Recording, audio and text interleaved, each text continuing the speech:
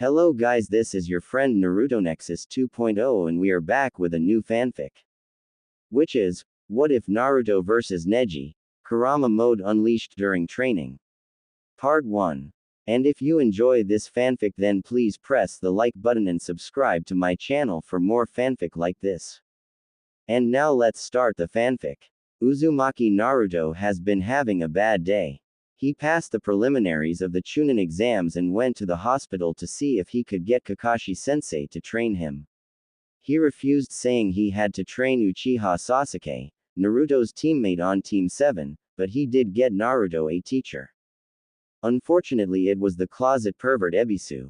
Ebisu is a Tokubetsu Jonin Naruto met after his first encounter with Sarutobi Konohamaru, the Sandaime Hokage's grandson, when he was knocked out after an encounter with Naruto's Haremu no Jutsu, Harem Jutsu. He is a snooty and arrogant man dressed in the standard blue of a Jonin, wearing round sunglasses, and his Hitai-8 forehead protector, worn as a bandana. He also is one who sees Naruto as the fox brat. Naruto was furious and immediately refused his help. Ebisu, playing on Naruto's ego and negative feelings toward him, challenges Naruto. If Naruto was able to escape from him, he would resign as his teacher and convince Kakashi to train him.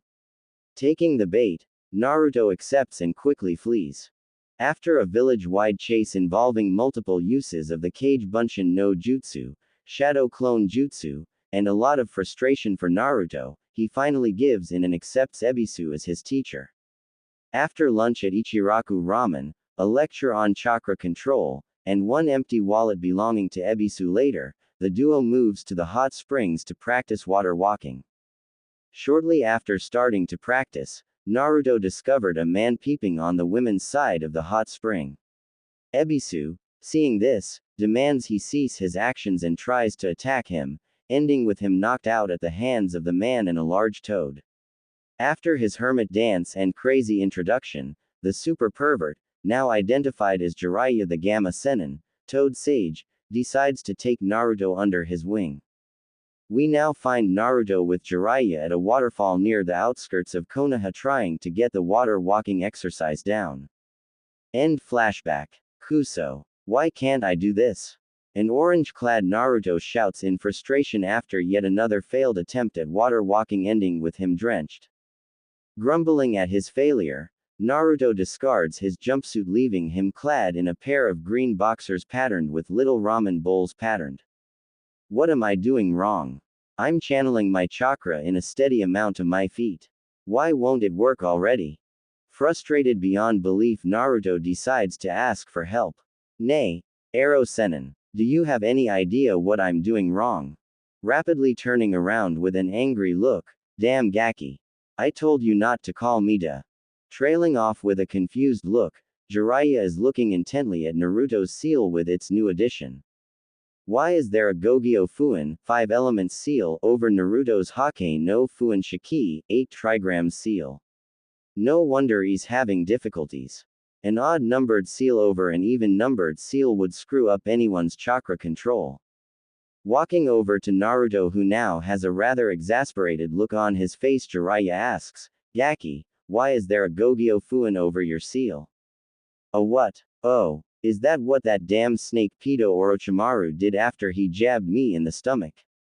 He attacked us during the second stage in the Forest of Death. Orochi Tem, I should have known. I knew he placed his Ten no Juin, cursed seal of heaven, on the Uchiha because Sarutobi Sensei asked me to look at the Fujihoin, evil sealing method, Kakashi placed to contain it.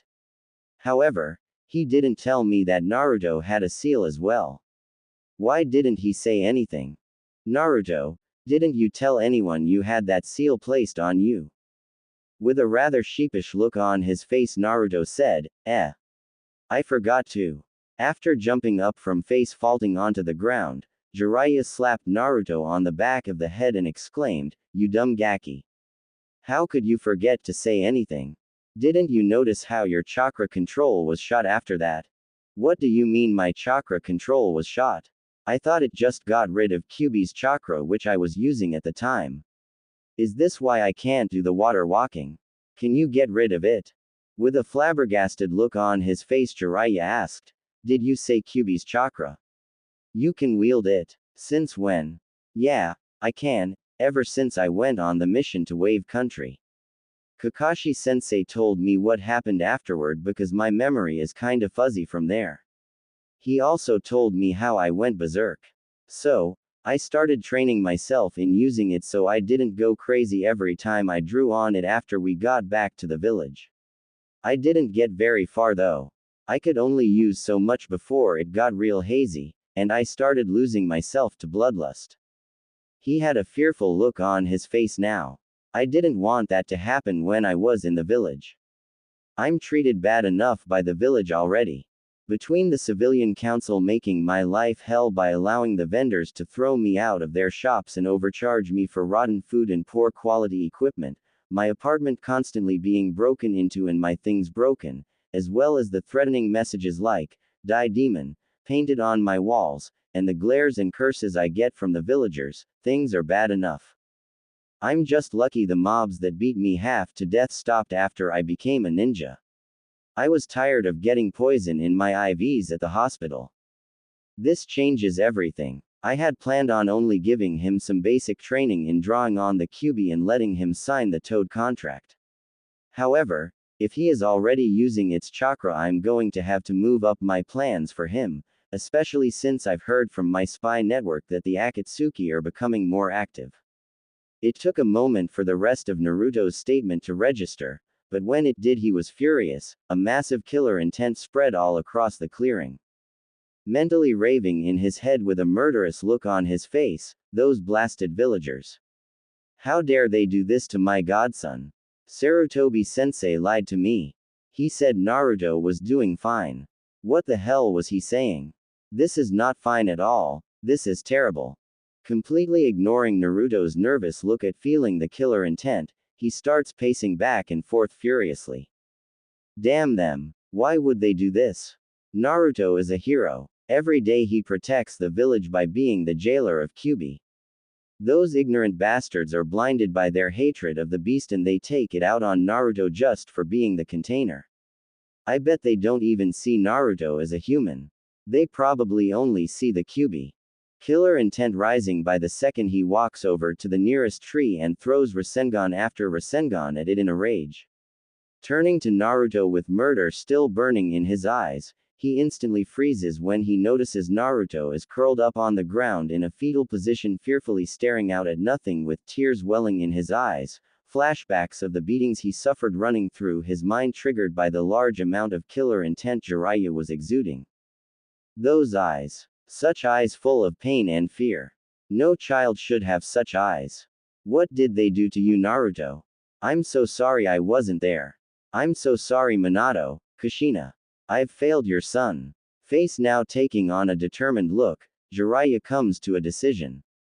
This stops now. Screw the council and their decision. I'm taking Naruto as my apprentice and leaving with him after the exams. I'm one of the Densetsu no Sannin, legendary 3 ninja. I can do it and they can't stop me. I'm going to make him so strong for the finals and show them all the mistakes they made. I'm going to have to talk to Sarutobi-sensei after we are done here. Taking deep breaths to calm himself, his face takes on the softest and most caring expression he can muster. He slowly walks over to Naruto so as not to scare him any more than he already is. Kneeling and gently encircling Naruto in his arms, he can feel how Naruto goes completely rigid. It's okay, Naruto. I'm so sorry about that. When you told me what happened, I forgot myself for a moment there. Please calm down. I won't hurt you. I won't let anyone else hurt you anymore either. I will protect you from them. That is a promise. Just let it all out. I'm here and I'm not going anywhere. Naruto tentatively returns Jiraiya's hug, and when nothing else happens, he buries his face in Jiraiya's chest and cries. Sadness flowing out of him in waves, he weeps for his life and for all the pain, suffering, loneliness, and solitude. Gripping Jiraiya like he is his very link to life, Naruto reveals his pain to the world. The mask of happiness that he wore all his life is shattered. All the agony that he feels deep in his very soul, he cries out to the heavens in his anguish. 2 hours later, eventually Naruto runs out of energy and falls asleep in Jiraiya's arms. Picking him up bridal style with tears running down his own face and feeling pain in his heart, Jiraiya leaps away to take Naruto home so he can go and think for a bit. After arriving back at the village, he decides to walk in order to get a feel of the villagers on his way to Naruto's apartment. While walking through the village, he can see the glares directed at Naruto and the muttering and pointing at Jiraiya. Channeling some chakra to his ears in order to hear what the villagers are saying, he is immediately disgusted by some of the things he hears. That's Jiraiya-sama. What is he doing with the demon brat in his arms? The brat's eyes are closed. Do you think he's dead? Good riddance if he is. Yondaime-sama was Jiraiya-sama's student. Maybe he is going to finish his student's job and get rid of the demon. Starting to glare at the villagers, the whispers take a more furious pace. Why is Jiraiya-sama glaring at us? He should be happy the demon is hurt. I bet the blasted demon is corrupting the great Jiraiya-sama like he did with Hokage-sama. He should get rid of the brat before its taint spreads to him. Shaking slightly in his anger, he decides to take to the rooftops. If he stayed any longer, he might do something that would either put himself or Naruto in danger. Channeling chakra through his legs to move fast, he makes a beeline to Naruto's apartment. Entering the slums near the outskirts of the village, he comes upon Naruto's apartment. However, upon arriving, he notices it completely trashed with threatening messages spread all over the walls. His anger rises the more he looks at it. Unconsciously, he starts leaking a small amount of killer intent, causing Naruto to whimper in his sleep. Immediately realizing what was happening, he pushes his anger away and grips Naruto a little tight in his embrace. This is what he goes through every day. How can you still be sane, Naruto? There is no way he will be safe here. But I can't take him with me to see Sarutobi-sensei because of all that will be discussed. I would not dare leave Naruto alone at my hotel either. From those whispers, I bet rumors would be spread all over the village in minutes. He might get attacked if I leave him in my hotel room. Where can I take him? He thought on the issue for several minutes before coming to a solution. Using the Shunshin no Jutsu, body flicker technique, he leaves in a cloud of smoke to his hotel. Placing him on the bed, he puts him in a genjutsu for a dreamless sleep. After this, he goes into the living room. He channels a large amount of chakra and performs the hand signs for the Kuchiyos no Jutsu, summoning jutsu, and summons Shima, one of the elder toad sages of Mount Myoboku. When the smoke clears, a small yellow and purple toad with curly purple hair holding a rolling pin appears. Jiraiya-chan, what are you doing summoning me here? I was right in the middle of making dinner. Bowing deeply at the waist, Jiraiya says in a pleading voice, I'm sorry Shima-sama, but I have a very important request to make of you. Will you please listen? Hopping onto the coffee table, Shima says, this sounds serious, Jiraiya-chan. Is something wrong? Sitting on the floor, Shima can look Jiraiya in the eye. He says with utmost seriousness, it's about my godson Naruto. Things have gone horribly wrong. Over the next hour, he then proceeds to tell Shima all that has happened today with Naruto, all that Naruto told him, what he plans to do with Naruto, his trip in the village, and the whispers and rumors he suspected were flying around. And that is all that's happened. Please take Naruto with you back to Mount Myoboku while I go and get Naruto's situation sorted. I don't trust the villagers to not try something when he is weak like this. I put him in a sleeping jutsu, and I want him to stay that way for now. He revealed a lot of pain today and it left him exhausted. Throughout Jiraiya's tale, Shima's face reflected first surprise, then anger, and finally sadness and determination. Nodding her head in agreement with Jiraiya's reasons, the poor child has seen so much suffering at such a young age. I agree with you about the villagers. Your reasons are valid, and even though he has not signed the Toad contract, you plan on having him do it, so it won't be too much of a problem to take him back with me. I will do it. Prostrating himself in front of her, he repeatedly bows in gratitude, Thank you, Shima-sama. I won't be long. I'll come back for him tomorrow. Don't bow to me like that, Jiraiya-chan. It's all right. Now let's go see the boy. Hopping onto his shoulder, Shima and Jiraiya both head back to the bedroom. Seeing him sleeping so peacefully, Shima remarks, he looks so peaceful. It's hard to believe all that he has suffered. Sighing, she hops off Jiraiya's shoulder and onto the bed. Get this sorted, Jiraiya-chan. I don't want to know what Pa and Bunta will do if you don't. They loved Minato, and to hear how his son was treated will infuriate them. Touching Naruto's shoulder, Shima and Naruto disappear in a puff of smoke. After leaving, Jiraiya sits on the bed and sighs. To think all of this has happened. I never would have guessed things got this bad. I better go talk to Sarutobi-sensei. 15 minutes later, Hokage's office. Sarutobi Hiruzen, the Professor, the Shinobi no Kami, god of Shinobi, the Sandaime Hokage, had a bad feeling in the pits of his stomach. Things just seemed to be going wrong for him lately, and he felt that things were only going to get worse. Pushing back from his desk full of a mountain of unfinished paperwork, he groaned as he stood up with his old joints popping. Walking out on the balcony and looking over his village, his gaze eventually fell towards the Hokage monument, more specifically, the Yondaime's head. Staring for a few minutes, he sighed in sadness.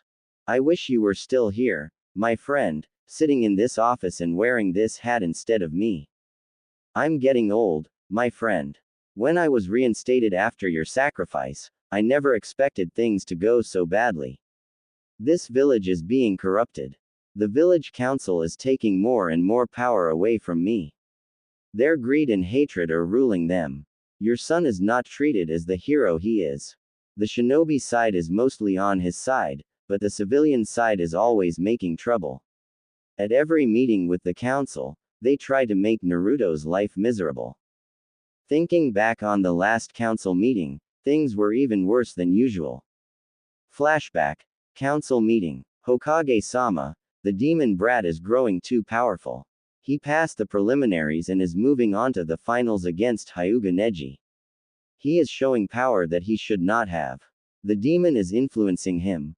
One of the civilian council members shouted. There is no way the brat should be that strong. The demon is definitely taking over. We need to stop it before it grows too powerful and destroys the village. It's even corrupting his classmates with its demonic powers. Why else would the honorable clan heirs and heiresses be with him? It should be banished, Hokage-sama. We must be rid of its taint on the village. No, he should be executed. Drop him from the ninja program. Banishment. This went on for hours. The shinobi side could not even get in a word. The elders and Danzo were pushing for Naruto to be made a weapon to be controlled.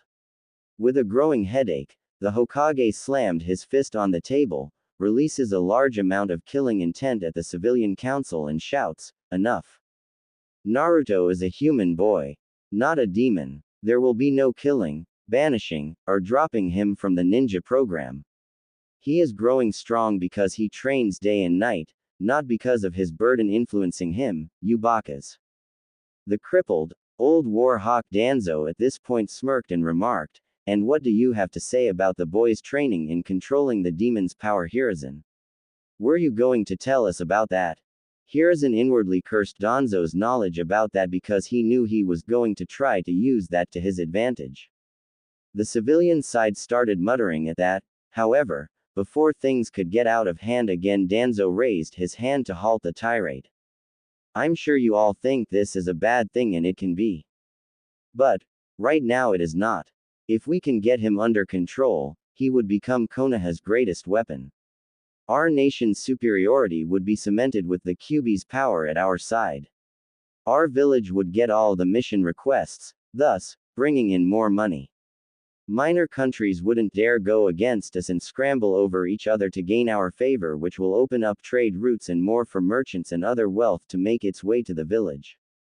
Appealing to the greed of the council, the civilians started nodding in agreement, and pretty soon they were shouting how he should be given to Danzo as a weapon. End flashback. After the shouting died down, it was eventually put to a vote. However, both sides were completely tied. The civilians all voted yes, as well as Danzo. The two elders, who only had one vote and it had to be unanimous or they did not count, voted yes. The shinobi all voted no, with the Hokage using his right of 2 votes for no, thus deadlocking the issue and causing it to be discarded. Walking back into the office to stare at the portraits of the previous Hokages, his eyes fell on the Yondaime. I can't protect him for much longer, old friend. Today was the closest they ever got to ruining Naruto's life forever. Eventually one of the shinobi will side with the civilians and Naruto's fate will be sealed. His musing was interrupted by the arrival of Jiraiya coming in the window. Sensei, we have to talk. If he was surprised due to the icy tone of Jiraiya's voice, he was very surprised to notice how serious Jiraiya looked right now. Waving Jiraiya into his office, he sat down at his desk with his elbows resting on the top with his hands clasped in front of his face. Is something wrong, Jiraiya-kun? What has happened? Sitting down across from the Sandaime, Jiraiya says, it's Naruto. That bad feeling growing, he sends out the Anbu in his office and activates the privacy seals. He then asks in a worried voice, what has happened? Is Naruto-kun okay? Did he get hurt? Face contorting in anger, he spat out, no, he's not okay. He's almost as far from okay as you can get. Very concerned now, the Sandaime asks, what do you mean? Jiraiya then proceeds to tell him everything about the events of today, starting from when he met Naruto to having him taken to Mount Myoboku. All matter of emotions fly across the Sandaime's face as the story goes on and finally settles on deep sadness and weary resignation. Don't you see, sensei? Things are horrible. If I don't do something, things will only get worse. Sighing deeply, I'm afraid things are much worse than you know, Jiraiya-kun. Now it's the Sandaime's turn to tell what happened during the council meeting he had, with Jiraiya's anger rising as the story progressed until finally he exploded. Killer intent higher than the Sandaime had felt in years exploded from Jiraiya and washed over the village, causing concern among the shinobi and civilians to panic when the angry voice of the Gamma Sennin rang out. How dare they do that? That damn council. And Danzo. When I get my hands on him all. The voice cut off abruptly when the Sandaime activated the silencing seals in his office. Inside the office, however, the ranting went on, getting more and more graphic in describing how Jiraiya was going to murder the council. Eventually his anger ran out and gave way once more to sadness and he collapsed in the chair. Jiraiya-kun, as much as I might agree with you, there is nothing I can do. The council has gained too much power. Both men lapse into silence, thinking on how they can try to fix this. Eventually Jiraiya came up with an idea. I can take Naruto as my apprentice. What will that do, Jiraiya? I thought you already planned on doing that. That's not what I was talking about, sensei. I mean, I will take Naruto as my full-time apprentice and name him as my successor. Doing so will make me his guardian, grant him some privileges like the Sannin traveling rights that will allow him to come and go as he pleases with no repercussions, and provide him political protection when it is publicly announced. Plus, the council can't stop it because of my rights as a Sannin. A Sannin answers only to the Hokage, not the greedy bastards on the council. The Sandaime thought it over thoroughly, lighting up his pipe while weighing the pros and cons of the decision, before finally agreeing. It seems like that is our only choice. However, do you understand the repercussions this will have? Publicly acknowledging this will make Naruto many enemies both in and out of the village. The council is going to be furious. They will try anything to stop Naruto from leaving. They might even go after those he cares about.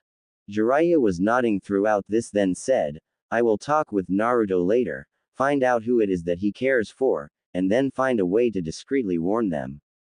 They will not be caught in the crossfire of this without knowing what could happen. That is a good idea, Jiraiya. However, there is one thing wrong here. Naruto-kun's classmates do not know about his tenant. You can be sure those who go after them will try to use that to their advantage. I thought of that and I have an idea, but you aren't going to like it. We may not have a choice. What are you thinking? I want you to remove the law that prevents the older generation from talking about Naruto's burden. The Sandaime almost dropped his pipe in shock. Jiraiya, are you insane? That is the only thing allowing Naruto a peaceful life in the village.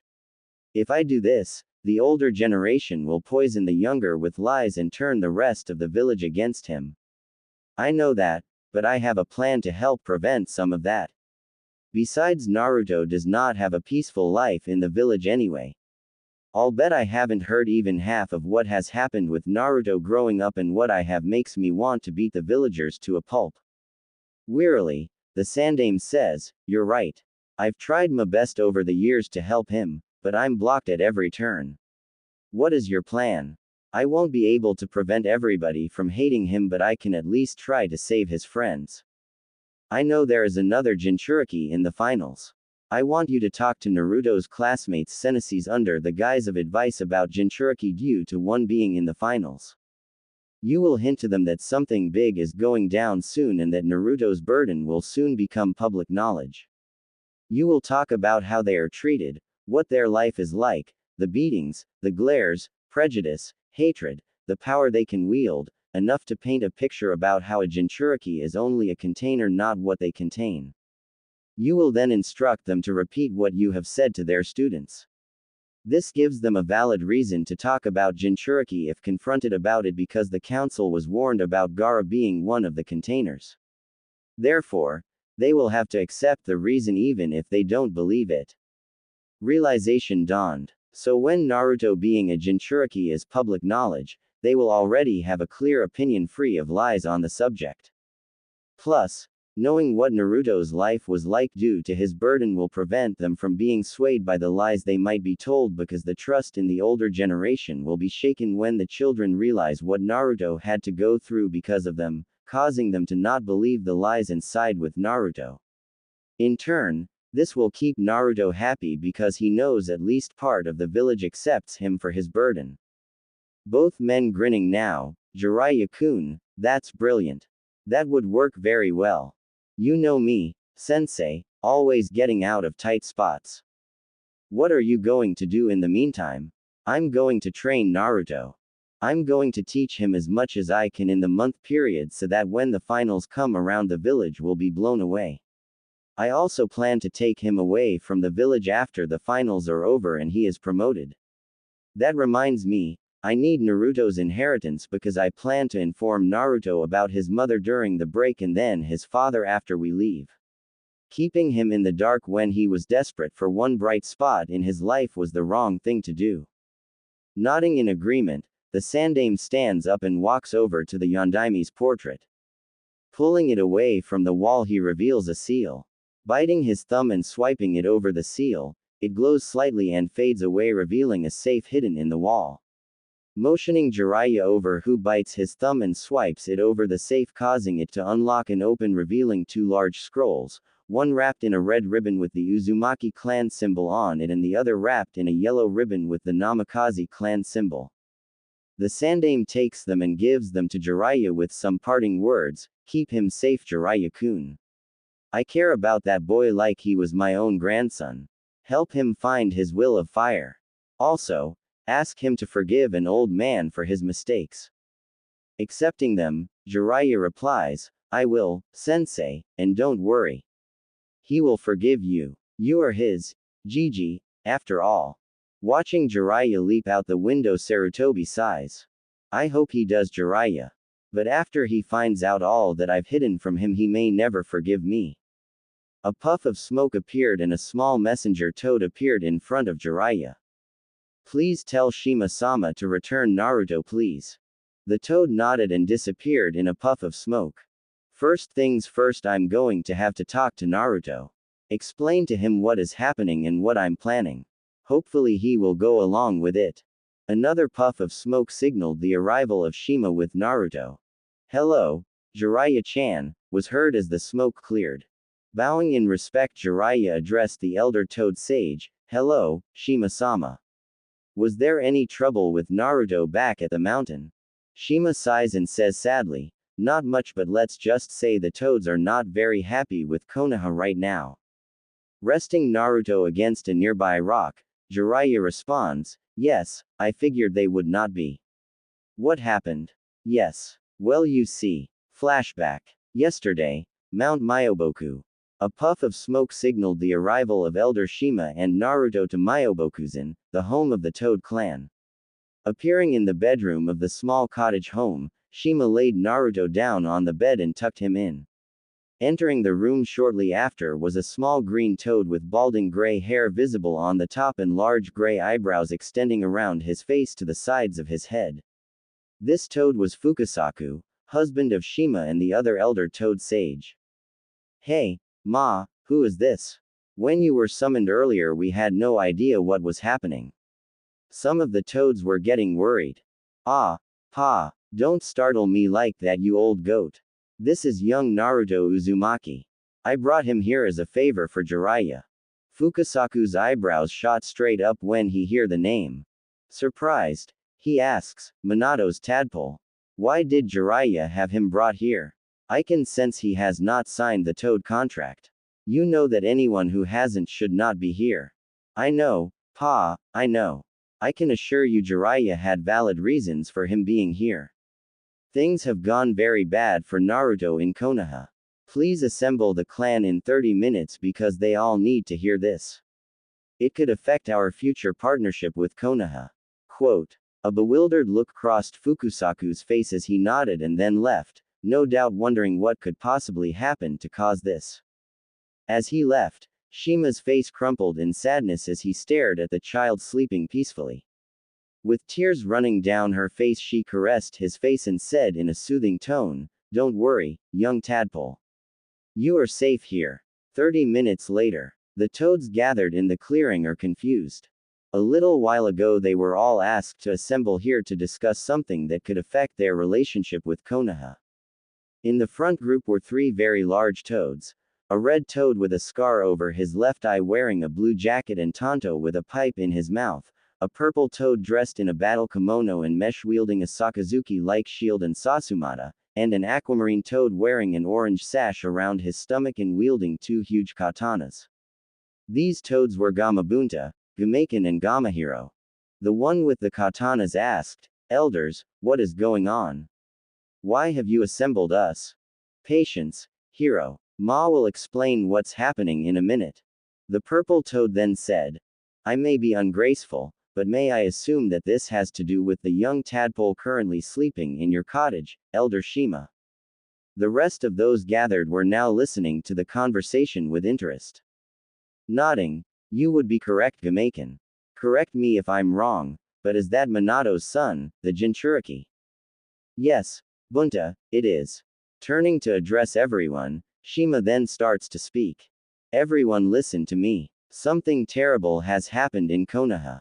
You all remember young Minato, Jiraiya-chan's first apprentice. You all know how he died facing the Kyubi no Kitsune 13 years ago by sealing it into his child. His last wish was that his son be treated as a hero. Thanks to Jiraiya who encountered young Naruto, he learned the truth, and what a terrible, tragic truth it was." Flashback end. "I told them all that you told me, and needless to say they were furious. We had to use Gamahiro and Gameiken to restrain Bunta from going to the portal to this world and attacking the village in a rage. He loved Minato like he was his own tadpole. To hear how his only son and heir was treated here caused him to fly into a rage. He's now drinking himself into a stupor to drown his sorrow away and refuses to be summoned until this is fixed. The rest of the clan is of similar attitudes. I'd recommend not summoning them unless it is an absolute emergency." Jiraiya sighed in dejection. "I understand, Shima-sama. I will respect their wishes. It's probably for the best, Jiraiya-chan. Did you discuss what will happen with young Naruto with your sensei?" Looking determined now, "Yes, we did. We've got a plan to help protect him from now on and give him some happiness in his life." Jiraiya then informs Shima of what he and the Hokage planned: his taking Naruto as his full-time apprentice and guardian, his plan to have the Hokage talk to the sensei of Naruto's classmates who will then talk to their students, his plan for training for the finals, his inheritance, and then leaving after the exams are done. Nodding in agreement while chuckling, you could always get out of the stickiest situations, Jiraiya-chan. It's brilliant. Smugly, it's not too bad if I say so myself. Thank you for taking care of Naruto Shima-sama. I am in your debt. Think nothing of it, Jiraiya-chan. Yane. A puff of smoke and Shima was gone. I suppose I better wake him up and get started. Kneeling in front of him, he taps Naruto's forehead and mutters, "Release." Naruto starts stirring and opens his eyes, a dead look in them.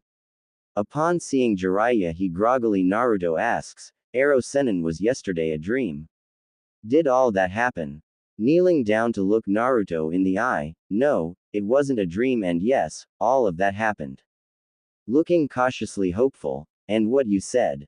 Did you mean it?" Giving Naruto the most solemn and serious look he could muster, "Yes, Naruto, it is all true." Light returns to Naruto's eyes and giving Jiraiya a smile, not the fake one to mask his pain, but a true, genuine smile that brightens the room. "So what is going to happen to me now? Are we still training?" "Yes, we are, but first let me tell you what happened after you fell asleep. Then we can get started." Mood rising by the minute as Jiraiya gives a recap of all that has happened and what he plans to do, Naruto is overjoyed by the end of it all. Already knowing the answer but needing to get all the formalities out of the way, "So, Naruto, will you accept?" Jumping to his feet and bowing deeply at the waist, Naruto says with utmost respect and adoration in his voice, "I have only known you for one day and already you have done more for me than anybody ever has in my life. I am honored by your decision to train me as your successor and I humbly accept. Thank you so much, Jiraiya-sama." Clapping his hands together and returning the bow, "No, Naruto, the honor is mine. I look forward to teaching you to the best of my abilities." Both standing up now, Jiraiya starts cracking his knuckles and says, "All right, Naruto, it's time to get started. I plan on training you into the ground every day until the finals. We need you to get as strong as possible, as fast as possible. I've got a training schedule in mind for you. However, it will be grueling. Expect to go to sleep every night with chakra exhaustion because that is how hard I'm going to work you. There is no turning back now because certain events have been set in motion that will require you to be strong enough. Yosh, I am ready to get this done. Let's do it." Suddenly remembering the Gogyo Fuin, Jiraiya halts Naruto's celebrating. "Wait, Naruto, I almost forgot about the seal Orochimaru gave you. Come here and lift up your shirt so I can remove it." Naruto does as told and raises his shirt. Fingertips glowing blue, Jiraiya slams his hand into Naruto's stomach with a cry of, "Gogyo Fuin Kai." 5 elements seal release, and then it all goes dark. Naruto wakes up in what appears to be a sewer. A dark labyrinth filled with ankle-deep water and pipes with some glowing red and others blue. What happened? Did Ero Sennin knock me out or something when he removed the seal? Where the heck am I? Hearing a groaning near him, he looks over and sees Jiraiya waking up and looking around much like Naruto did. Now certain this isn't a dream because he's here, Naruto asks, "Hey Ero Sennin, what happened? Where are we?" "I'm not sure, Naruto. One second I'm removing that seal and the next we are here." A crimson glow lights up one of the tunnels when a deep voice, full of immense power, rang out. "We are in your mindscape kit. I brought you both here. Now come. We must speak." The sheer aura exuded demanded respect. Naruto and Jiraiya both had an idea of what was happening. Tentatively Naruto asks, "Nay. Ero Sennin, is that what I think it is?" "It is. That is the voice of Kyuubi. We must be inside of your seal, Naruto."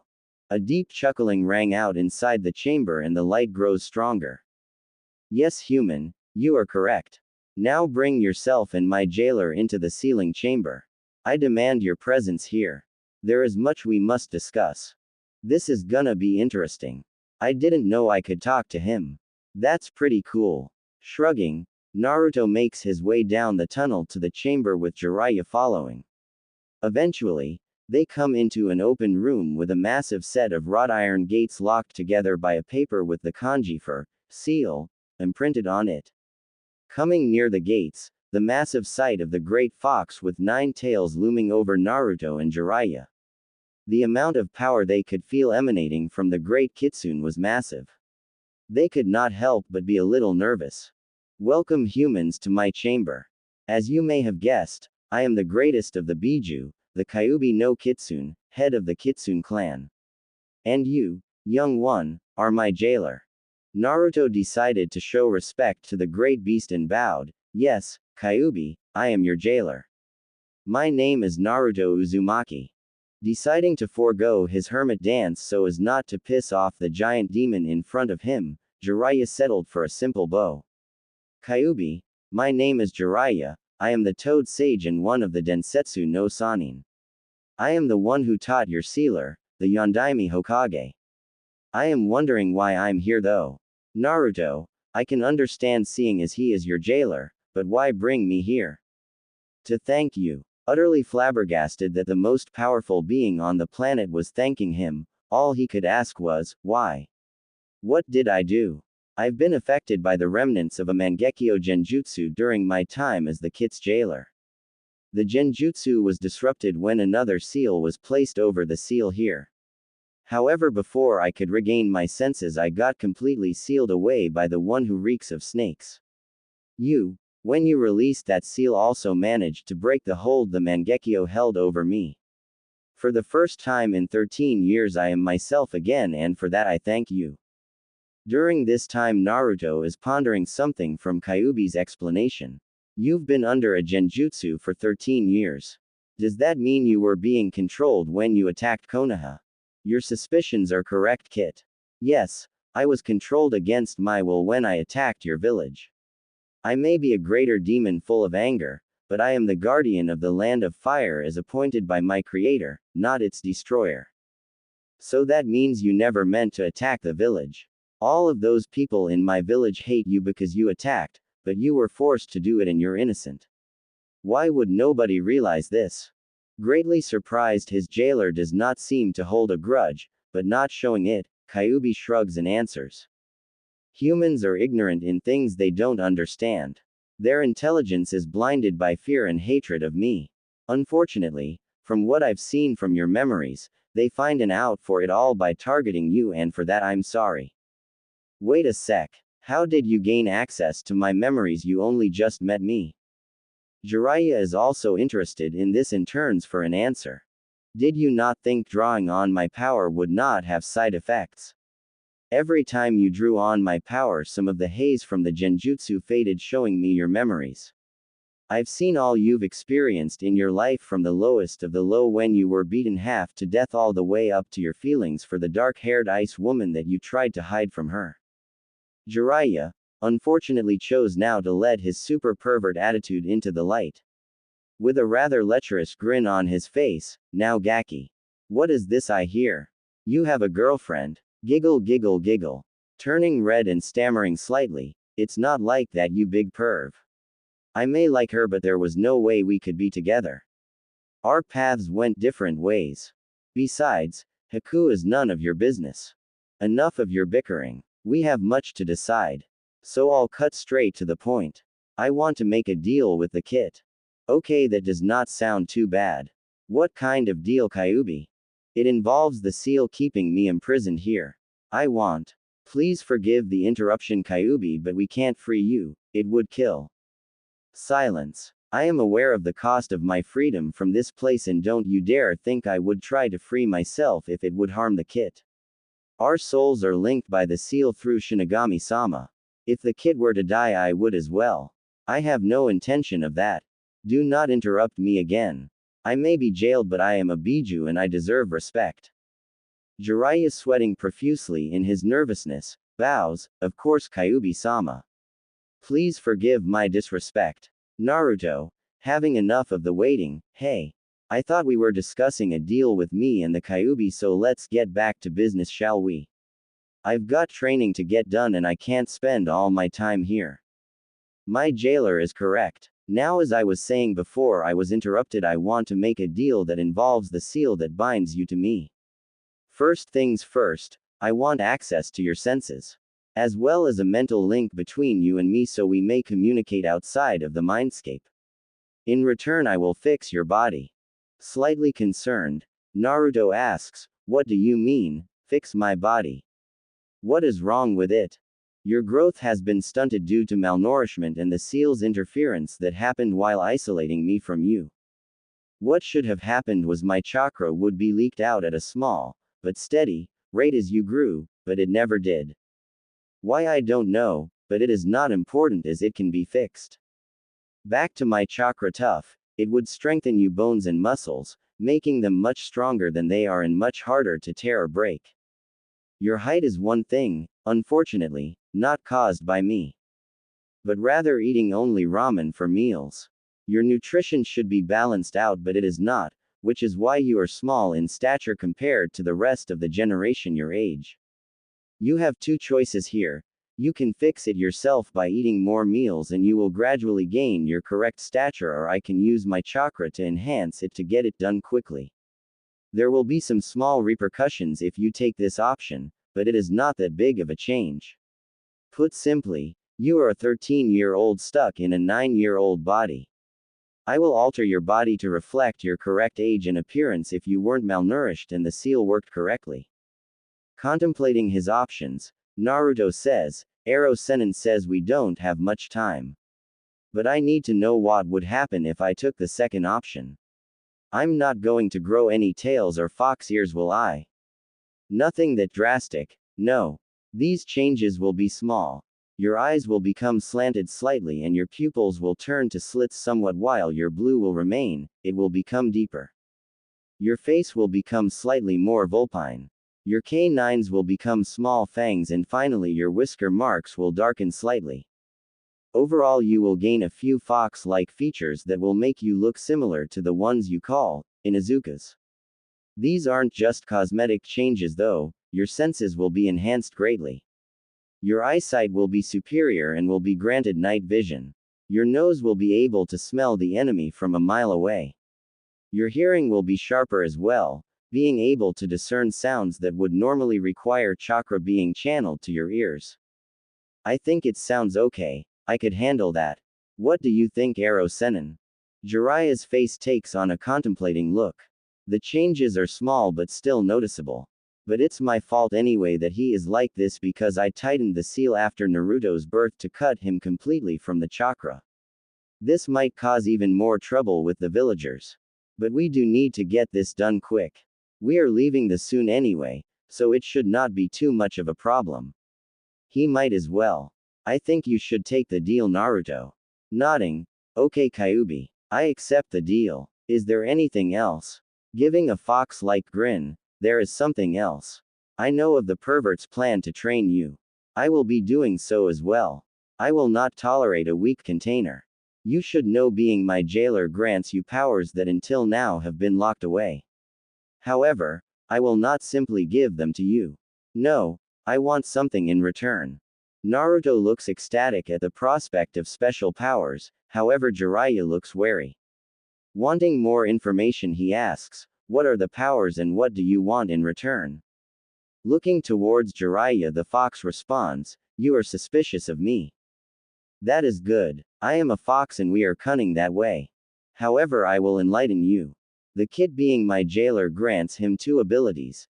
The ability to control kitsune by, or fox fire, and allowing him to perform kitsune illusions. These abilities are unique to my clan. The first will allow you to control our fire. It is blue in color and much stronger than normal fire.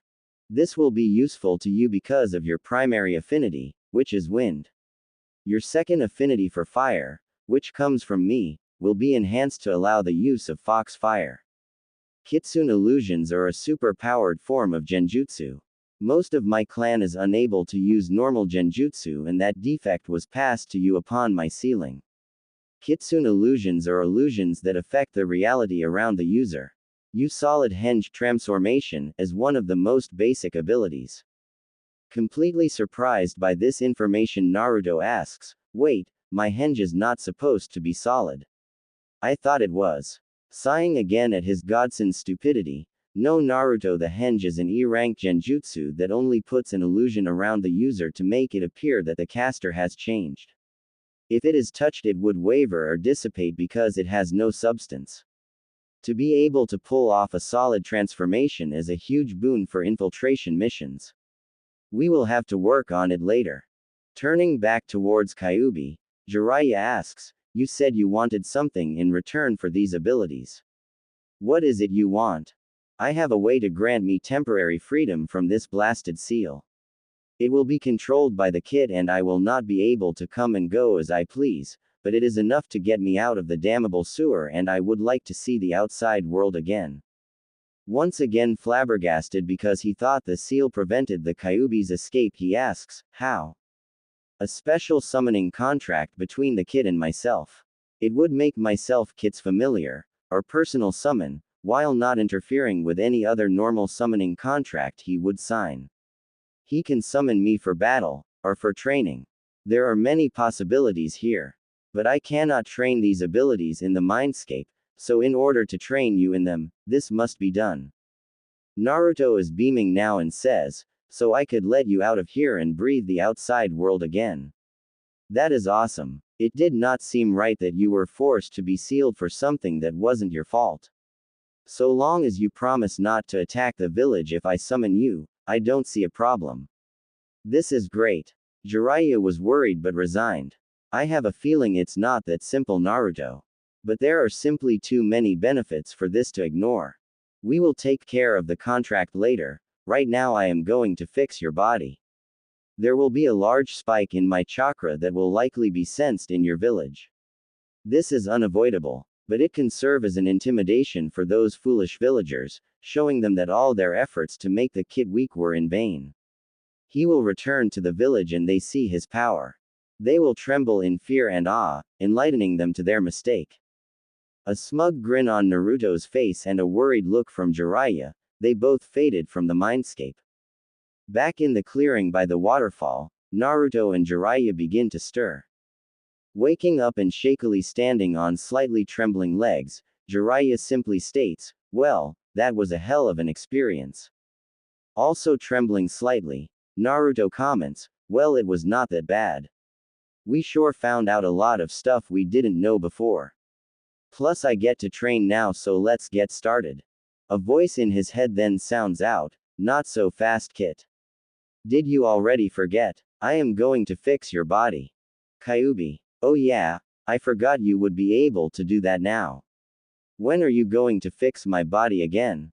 First off, don't talk aloud, simply think what you want to say and I will hear it.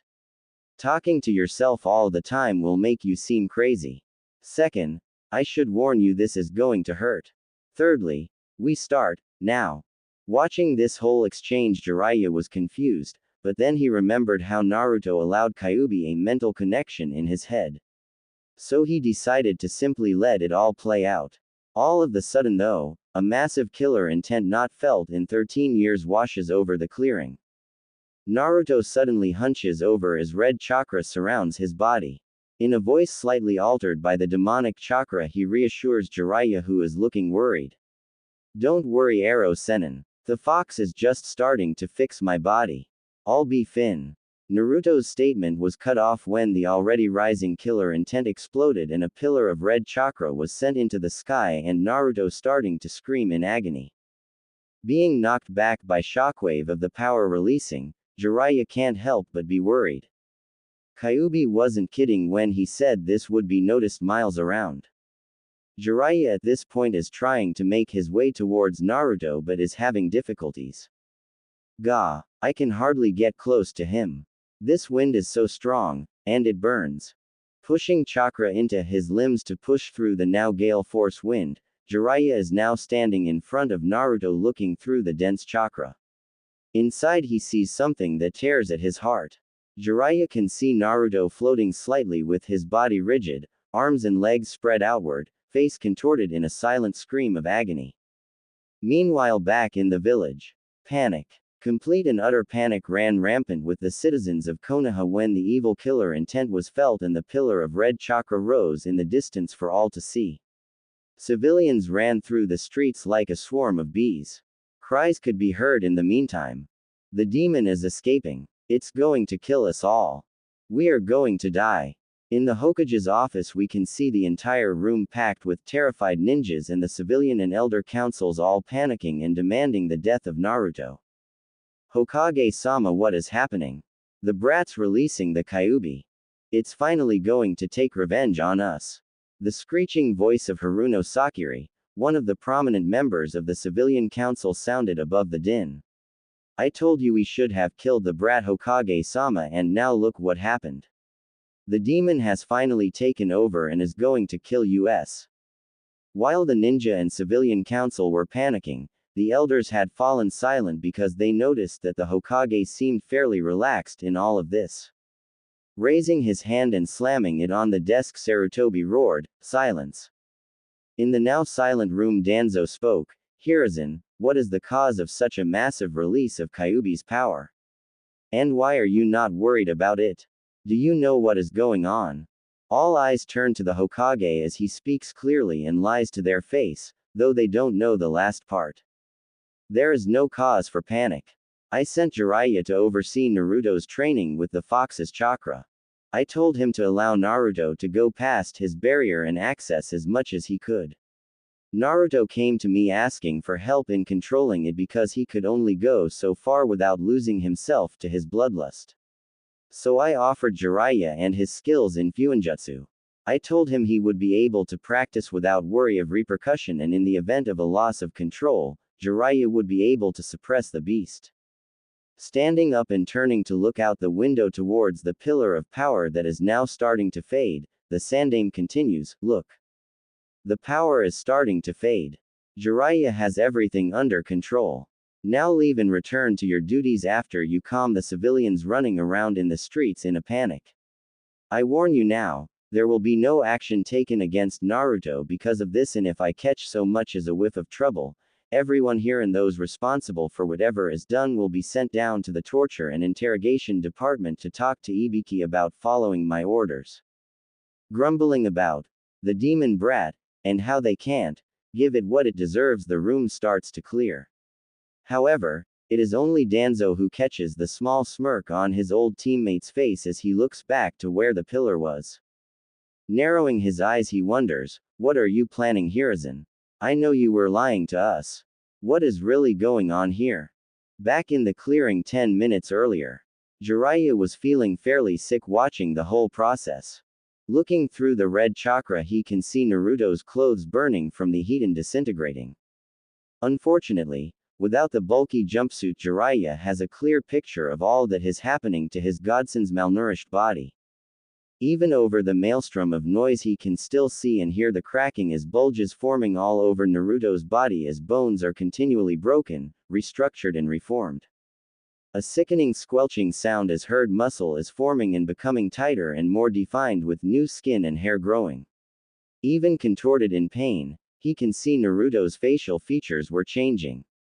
His face was losing some of its childish roundness and becoming more angular. His eyes were becoming slanted like a fox, his whiskers were becoming darker, and his canines were turning into fangs.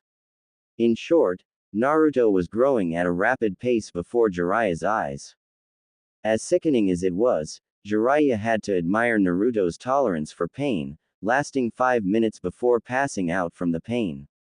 After the initial scream of agony, he stopped shouting and simply grit his teeth and went with it. The only indication that Naruto was in pain was the expression on his face. Overall, the process took 10 minutes, but for Jiraiya it seemed like an eternity. Every breaking bone, every sickening squelch, every gasp of pain brought a wince to Jiraiya's face. His heart was breaking seeing his godson in such pain. But finally it was all over. Due to Naruto's now lack of clothing, Jiraiya went over to the bag full of training gear he brought from Naruto's apartment. He brought out the training suit. Dressing his godson's still steaming, and much heavier body, he rests him gently on the ground and looks over his new changes. Gone was Naruto's previously malnourished body, in its place was the body of a young man. He was no longer short for his age, changing from 4 feet 9 to 5 feet 3.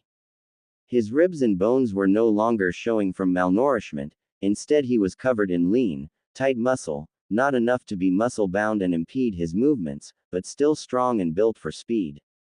His hair was longer, the back now going down to the middle of his shoulders, the sides going to just below his jaw, framing his face, his spiky bangs falling freely on his forehead. The top was not as sticking up in the air anymore but laid somewhat flat.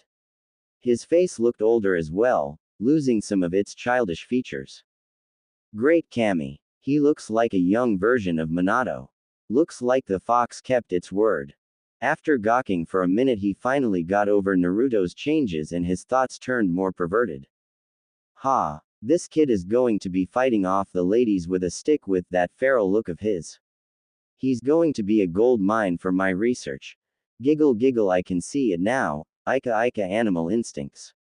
This kid is going to go far. It was while Jiraiya was lost in his perverted inner monologue that Naruto woke up. Noticing his new sensei's perverted look he immediately shouted out in a slightly deeper voice, Aro Sennin. What perverted thoughts are you?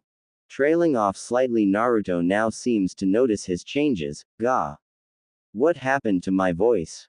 It's all deep now. Why do I feel different? Did the fox do this? Jiraiya snapping back to reality after Naruto's shout watches as Naruto was starting to freak out slightly in amusement. Having an idea he shouts, Ha! You think it's only your voice that's changed? Look in the river at your reflection and see how you look now. Immediately rushing over to the river and looking at his reflection, Naruto starts spacing out while taking in his new features. Slightly worried at Naruto's silence, Jiraiya asks, Hey Gaki. Are you okay? Silence. I hope he's okay with the changes. Maybe he is upset at the fox. Or maybe, he's scared at what the villagers will think and do to him if they see the changes. Interrupting Jiraiya's worried reflection, Naruto suddenly grins brightly and shouts out, Yada.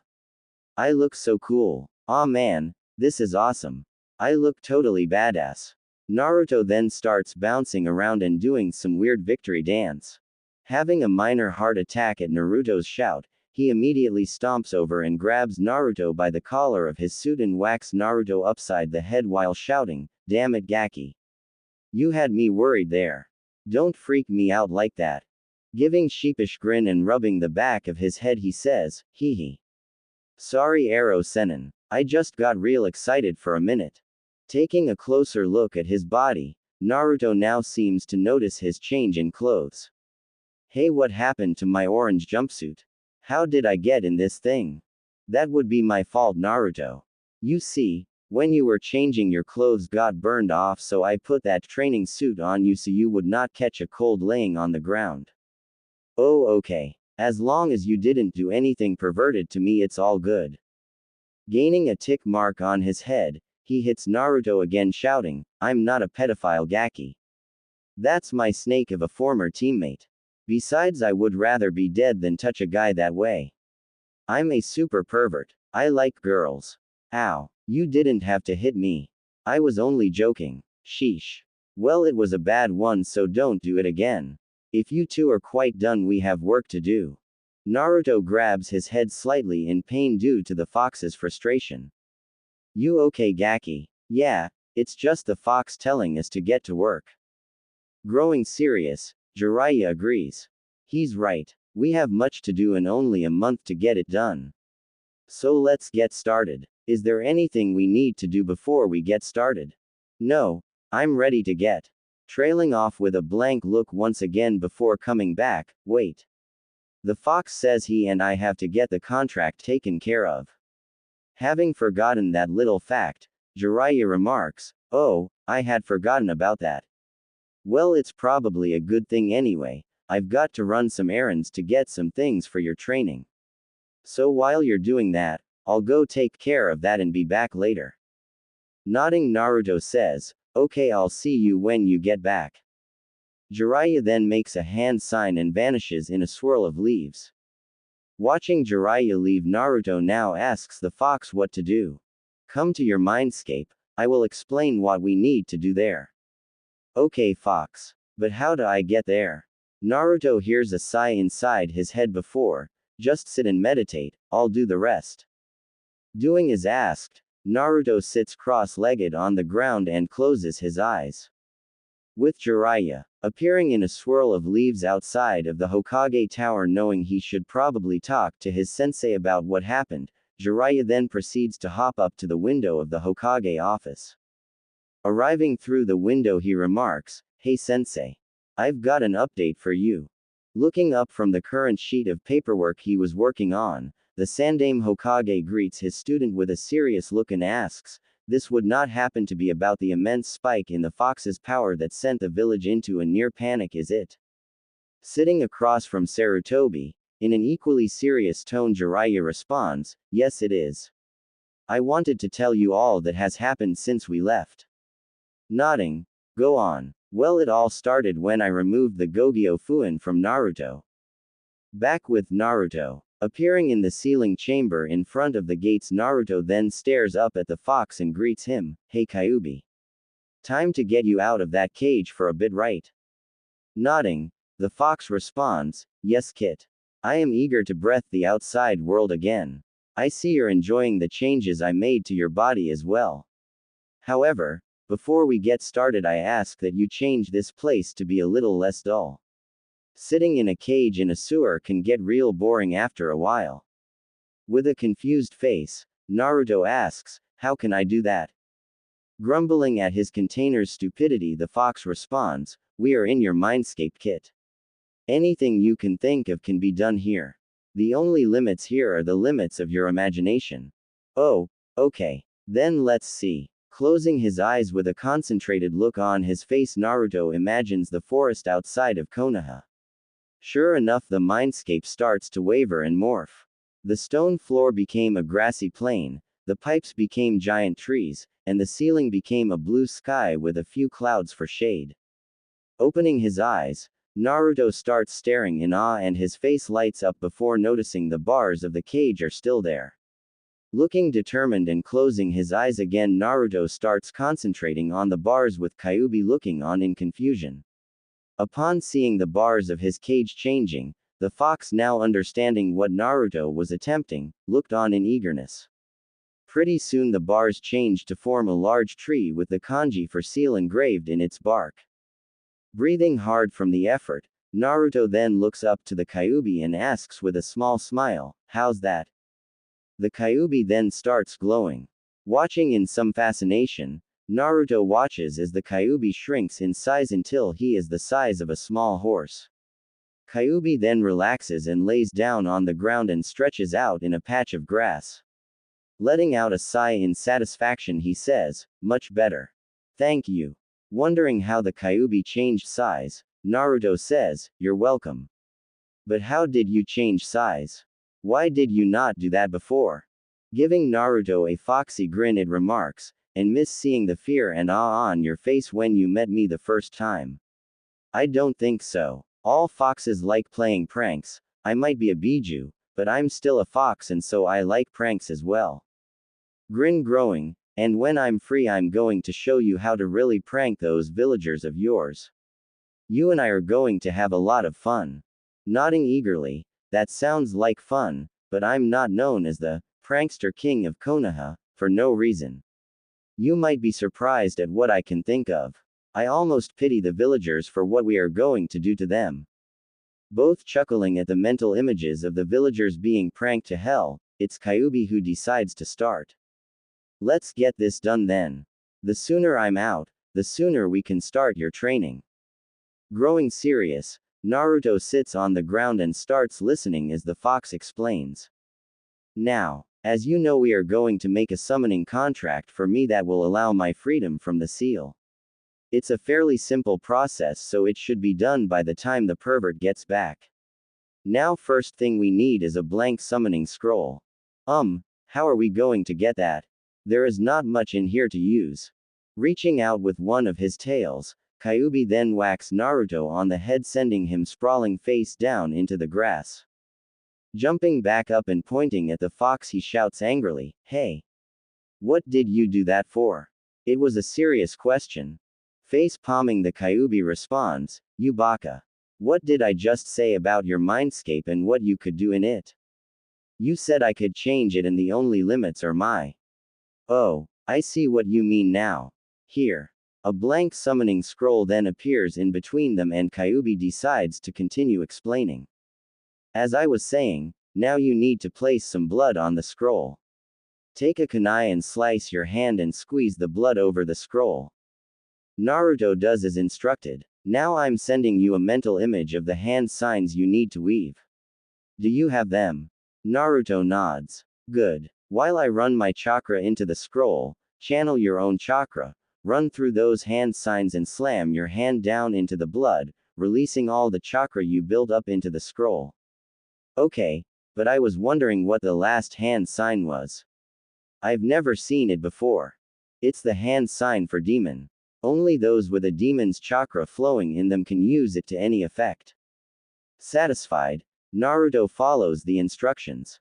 After releasing his chakra into the scroll, it started glowing with a mixture of red and blue and the blood started spreading across the scroll in intricate patterns Naruto had never seen before.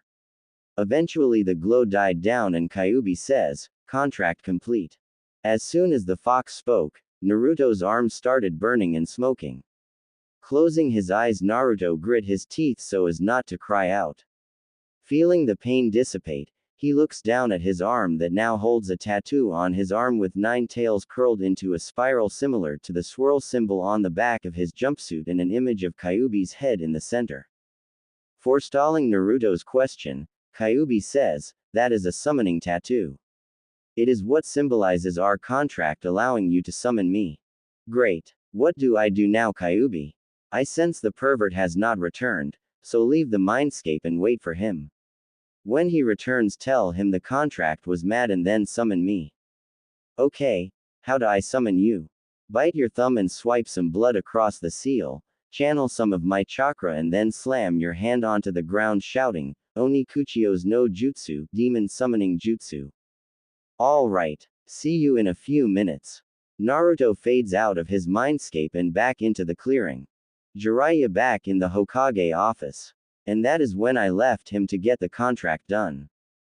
Jiraiya blew out a breath and sat back in his chair. The Hokage was speechless. The story sounded so crazy, yet he had a feeling it was all true. Jiraiya and Naruto met Kyuubi. Kyuubi was under a genjutsu when it attacked the village. Kyuubi wants to help Naruto. Kyuubi aged Naruto's body 4 years in 10 minutes. Naruto can summon the Kyuubi. It was all too much and Sarutobi's brain shut down. Jiraiya was getting a little worried when the silence stretched on. Maybe I broke him. It is kind of a lot to take in. Waving his hand in front of Sarutobi's face, Jiraiya asked, Sarutobi-sensei. Are you in there, sensei? Eventually the Hokage's brain rebooted and he asked to confirm once again, "You're not joking, are you, Jiraiya?" "That is all completely true." "Completely, sensei." Sighing, the Hokage responded, "I was afraid of that. You're absolutely certain there is no danger to the village? You don't think the Kyuubi was lying?" "I was worried at first, but it seems sincere. I don't think there is any danger." "Very well then, Jiraiya. Just be careful." "Sure thing, sensei. I better get going. I have to get some supplies before I go back to the clearing." Jiraiya then leaves out the window and towards the marketplace thinking about all the things he needs to do. I have to get him a new outfit. That orange jumpsuit has to go. He's going to need some weights for taijutsu practice. Going to have to go to the Higurashi ninja shop for that. I should probably get him some books on sealing and basic fuinjutsu supplies while I'm there. Sealing is in his blood being an Uzumaki, and when he finds out about his mother I bet he will be even more interested. Finally, I need to teach him some basic ninjutsu. Won't be too hard. I can take care of that. Plus the training in those abilities Kyuubi was talking about. This is going to be a long month. Arriving at the Higurashi ninja shop, he walks in and the door rings, signaling his entrance. Looking over at the counter he sees a young girl in a Chinese-style shirt and hair up in 2 buns polishing a katana. Looking up when he enters, the girl grows wide-eyed at his presence. Jumping up and bowing, the girl says, "Jiraiya-sama. It's an honor to have you in our store. My name is Higurashi Tenten. Is there anything I can help you find? Bowing slightly in return, Jiraiya remarks, actually Tenten-san, I was wondering if Kashiro was in. Oh, you mean Dad? Yeah, he's in the back working the forge. I'll go get him. Deciding to start looking around while waiting, Jiraiya eventually hears a booming voice behind him. Ah, Jiraiya-sama, it's been years since y'all last been here. It's great to see ya again. Turning around, he sees a bear of a man.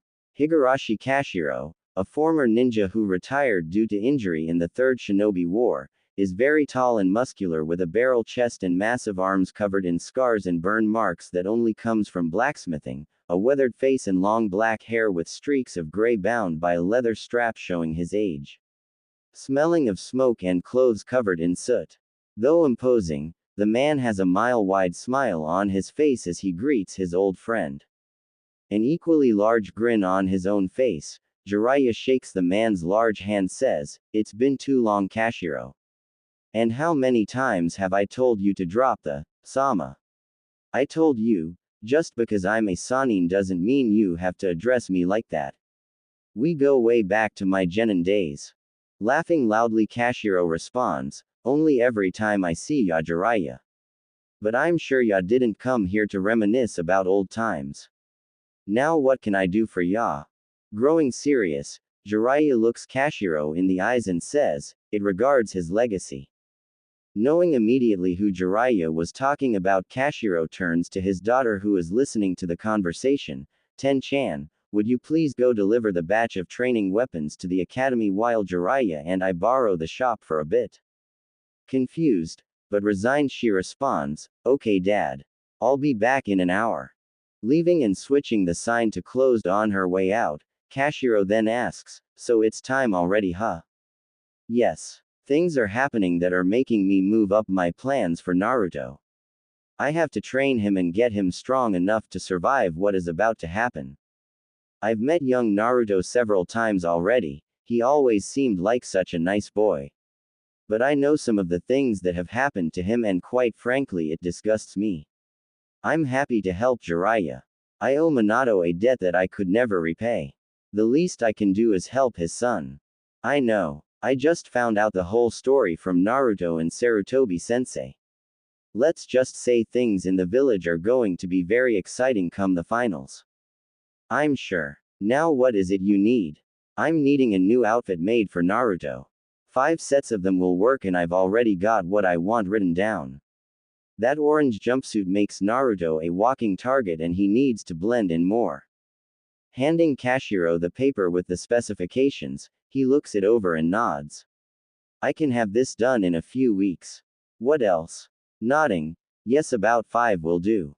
Also, Naruto and I are going to leave after the finals, so I need the long-term training package. Training clothes, with slots to put weights in. Don't worry about them being chakra weights, I can draw the seals myself. A full set of kunai and shuriken. Some basic fuinjutsu scrolls and supplies. Also a practice sword for kenjutsu. I'm going to give Naruto his mother's inheritance and I'm sure he is going to need it. Finally, I need some sealing scrolls to store everything." As Jiraiya was listing the items, Kashiro was grabbing them off the shelves and piling them on the counter. Pulling out his wallet to pay for the items, Kashiro waves it away. "It's on the house, Jiraiya. I've gained plenty of business from Naruto over the years and this is the least I can do to help repay my debt." Bowing to the man, Jiraiya said, "Thank you, my friend. There is one more thing though. I need a batch of Minato's special order to be made and picked up before we leave. I will pay double for your speed and discretion." Eyes widening, Kashiro whispers, "So you are going to teach him that?" "Very well. I'll have it done and ready by the time you have to leave. Be careful." Bowing once again, Jiraiya heads towards the door with the large scroll full of supplies. Before he leaves, he says, "You too, Kashiro. I won't forget this. Thank you." And then he was gone in a swirl of leaves after the door closes. With Naruto back at the clearing. "Kuso. What is taking that pervert so long? I swear if he is peeking again I'm going to beat the crap out of him." "Cease your senseless ranting, he is here." A swirl of leaves announced Jiraiya's arrival with a large scroll tucked under his arm. Waving, "Hey Naruto, I'm back. Sorry it took so long, I was talking with Sarutobi-sensei and got held up." "How did things go with the fox?" Accepting Jiraiya's excuse and calming down, Naruto responds, "It's done. I was just waiting for you to get back before I summoned him." "What is in the scroll, by the way?" Waving it off, "It's just some supplies for your training. Go ahead and summon Kyuubi. I want to see how this works. Only channel a medium-sized amount of my chakra kit. You don't want to summon me full size and cause a panic." "Okay, Fox. Good idea." Walking over to a large open space, Naruto bites his thumb and swipes some blood across the tattoo on his arm. He starts channeling a moderate amount of the fox's chakra, and feeling a pull in his stomach, he slams his hand on the ground and shouts, "Oni Kuchio's no Jutsu." A large puff of smoke erupts in the clearing and a deep booming voice is heard, "Ah. It is good to be free of that blasted seal." The smoke cleared, revealing a 10-foot-tall Kyuubi. Turning to the gaping duo, Kyuubi says, "Time to begin." Coming out of their stupor, Jiraiya turns to Naruto and says, "He is right. We have a lot to do. Now let's go sit down and I'll tell you what is going to happen." The trio sits down in the shade of some trees and Jiraiya begins speaking. "First things first. Naruto, while we are teaching you, you will address us with respect and call us Jiraiya-sensei and Kyuubi-sensei. Second, you will do as ordered and not complain. The training will be brutal, but it is necessary." Gazing at Naruto in seriousness, he receives a nod in understanding. "Good. Now first I am going to tell you the key to our training is in Ukage Bunshin. As you may or may not know, the Kage Bunshin no Jutsu has the ability to transfer any and all information gained by the clones to the original. I know you can make hundreds of clones at once, and that is what we are going to do every day." Surprised at this information and more than a little excited at the possibilities this offers, Naruto nods eagerly. "Every day you will start by making 300 clones. You will divide them into equal groups of 10 and have them work on different tasks. I will create 10 shadow clones to work with these groups. The original you will work with Kyuubi and myself. Group 1 will practice chakra control. This group will practice tree and water walking, as well as kunai balancing. Groups 2 and 3 will work on the ninjutsu I will teach you. Groups 4, 5 and 6 will work with Kyuubi in training your special abilities." "Is that enough, Kyuubi?" "It will work enough to get the basics down. But I want to train him in the Kitsune Taijutsu style as well." "All right. In that case, I will let Group 7 and 8 work on that with you. Are you able to make clones?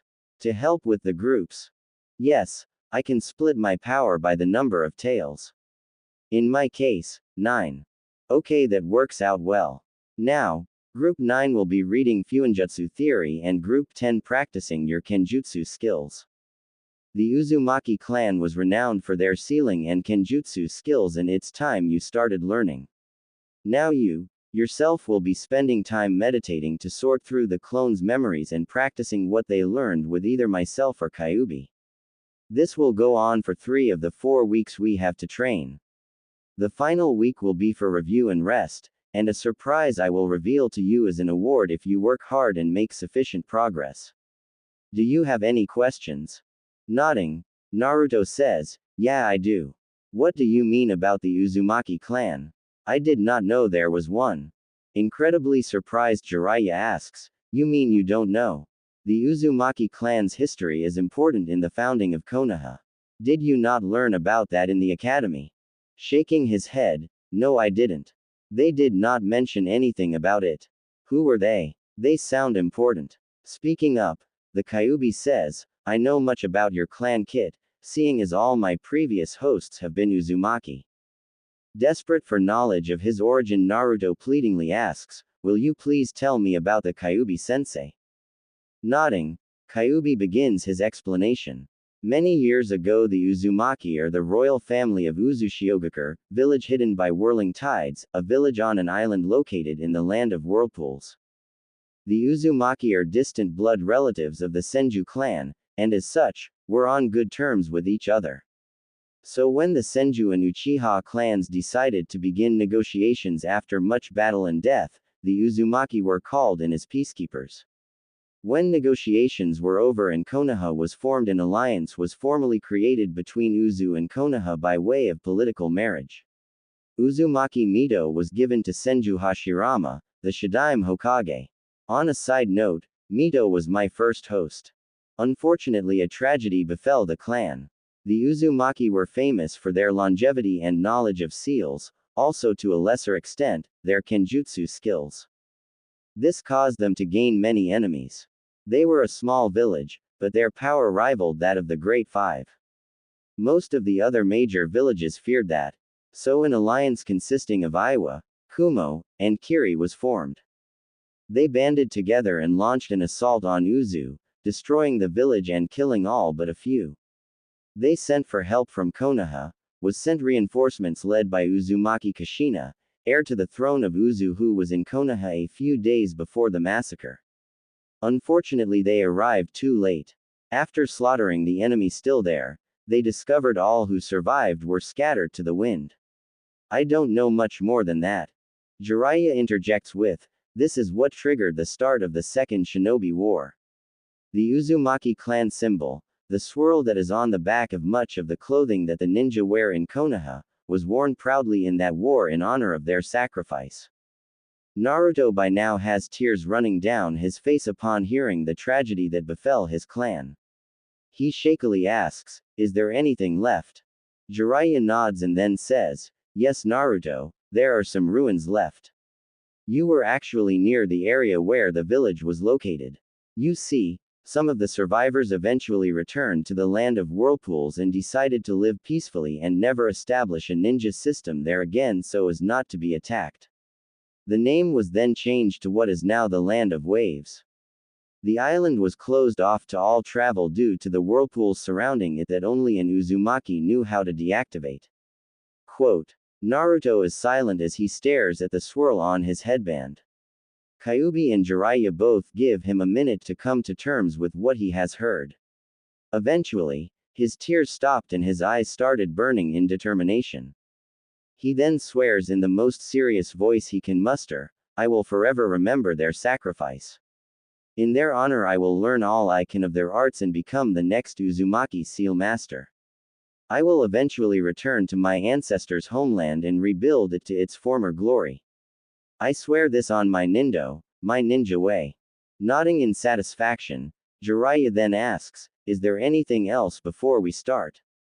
Naruto shakes his head no. The trio then stands up and Jiraiya says, "Then let's get started. Create the clones and we will begin." Naruto shouts, "Yash," and moves to the middle of the clearing. Channeling his chakra and moving his fingers into a familiar cross sign, he roars out, "Kage Bunshin no Jutsu." The past 3 weeks have been some of the toughest of Naruto's life and he was looking forward to finally be able to rest. Every day has been the same. He would wake up and summon Kyuubi. Then he would make 300 Bunshins and have them group off learning various things under the watchful eyes of Kyuubi and Jiraiya, as well as their own Bunshins, while he went and did physical training using the weights Jiraiya gave him. Then every 5 hours, Naruto would meditate and slowly disperse the groups of Bunshins and assimilate their knowledge. He would then create more Bunshins and start the process over again while he went and practiced what they learned, and continue this until it was time to sleep. I had all paid off though. Naruto was the strongest he'd ever been in his life. Under Kyuubi's tutelage he learned how to utilize his enhanced senses. He can also create and control fox fire. He was only at an intermediate level. He had no problem creating and channeling it like he would normal fire, but the jutsu he used were low in number. He could also manipulate it to cover parts of his body for use in his taijutsu. He also started delving into kitsune illusions. But they were complicated and he did not get very far, only at a beginner's level, being able to do basic illusions such as Kitsune no Sakaku, Kage no Karuku Kitsune Illusion, Cloak of Shadows, and Kitsune no Sakaku, Naizo no Kitsuki Kitsune Illusion, false insanity.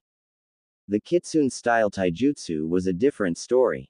He took to it like a fish to water.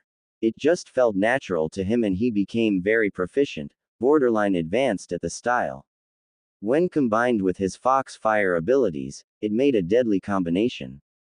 The Kitsune taijutsu is a very acrobatic style that utilizes speed, unpredictability, feints, misdirection and counterattacks, often integrating parts of the environment to its advantage. Moving in all directions near the opponent, whether it be above, behind, to the sides, or head-on. The user moves in using high speeds to bypass an opponent's guard and strike quickly with a quick punch or kick combo and then move away before the opponent can counterattack. Movements simply flow with each other with no pattern or method, making it hard to predict, yet still very deadly. Learning the style was made even harder due to the chakra weights given by Jiraiya. Thanks to the Kyuubi's healing, however, his body quickly adapted to the weights. So Jiraiya then placed resistance seals on him. These seals work by altering the air around the bearer, increasing its resistance to movement, making it feel more like moving through water or mud. Naruto's seal was currently only on level 2 out of 10 due to only having them for a few days. Training with Jiraiya was just as difficult. But his ninjutsu arsenal was now greatly expanded to include some jutsu of his nature affinities, wind and fire, with the fire being Kitsune-bai. Those include Kaden, Enden Fire Release, Flame Bullet Kaden, Hosenka no Jutsu Fire Release, Phoenix Sage Fire Futon, Daitapa Wind Release, Great Breakthrough Futon, Atsugai Wind Release, Pressure Damage. He also learned some jutsu to expand on his existing talent with Kage Bunshins. Those include Shuriken Kage Bunshin no Jutsu, Shuriken Shadow Clone, Kunai Kage Bunshin no Jutsu, Kunai Shadow Clone, and Naruto's favorite, Bunshin Daibakua Clone Great Explosion. He also learned the Shunshin no Jutsu, Body Flicker, at Jiraiya's insistence. His chakra control also increased greatly, mastering tree and water walking to the point where he could fight on any surface for over an hour without losing his concentration. He had also started kunai balancing, and was able to hold a kunai suspended above his hand for about 5 minutes. Naruto's skill in sealing progressing quickly. Fuinjutsu just seemed to click with Naruto. He read through several books on Fuinjutsu theory and improved his calligraphy to a level Jiraiya was satisfied with. He can write seals at decent speeds for a variety of functions. He is versed in some Fuinjutsu techniques like Yansu no Kuna no Fuhokusu no Shoheki, four-corner fox barrier. He can also make many types of seals, ranging from storage scrolls, to explosion tags and chakra suppressors. His kenjutsu was also nothing to scoff at. While he is no master swordsman, he was able to adequately wield and use a sword without looking like a complete novice. Using hundreds of bunshins every day for 3 weeks had improved Naruto's skills from low genin to high chunin or low jonin. We now find Naruto and Jiraiya heading towards a familiar ninja shop. Present time, with Naruto and Jiraiya. With an exasperated look on his face, Naruto asks, "Nay, Ero Sennin, where are we going? I want to get some ramen. It's been forever since I went to Ichiraku's and saw Tyuki Ojisan and Ayame Nichan." Frustrated at the lack of respect, Jiraiya asks, "Whatever happened to Jiraiya-sensei, Gaki? I thought I was finally getting some respect from you." With a sly grin, Naruto answers, "That's because we aren't training anymore. You said while we were training I was supposed to call you that, but now we aren't. It's back to Ero Sennin. I do respect you though, so if you like I could call you, Ero Sensei. Besides, you're still a pervert so I will call you, Ero, because that is what you are." Sighing, Jiraiya says, "Whatever Gaki, but to answer your question, in case you haven't noticed, your training outfit is beat to hell and due to your growth spurt, none of your old outfits will fit. So we are heading to pick up the new outfit I had made for you at the Higurashi Ninja shop." Grinning brightly, "Oh, we're going to see Kashiro Ojisan. That's cool. I haven't seen him since before my last mission. A new outfit would be good I guess. I hope there is some orange in it." I love orange. Shaking his head, Jiraiya says, I know you love orange, so there is some in it, but nowhere near the degree it was with your horrific jumpsuit. Laughing lightly with a faraway look, Naruto says, yeah. I suppose that thing looked terrible, didn't it? But it was the only thing I could afford and it helped draw attention to me. I suppose that is why I bought it, so I could have my existence acknowledged. But none of that matters anymore. I no longer care about what the villagers think of me. I'll miss my friends, but I will be glad to leave the village after the Chunin exams. Mood dampened slightly, Jiraiya says, yeah, I can understand. But things are going to change soon. You will show the village what a mistake they made when your burden is revealed to the public. The lies will stop and people will be forced to look at their actions. That reminds me, I still need to have Sensei talk to your friend's Sensei about what is going to happen soon.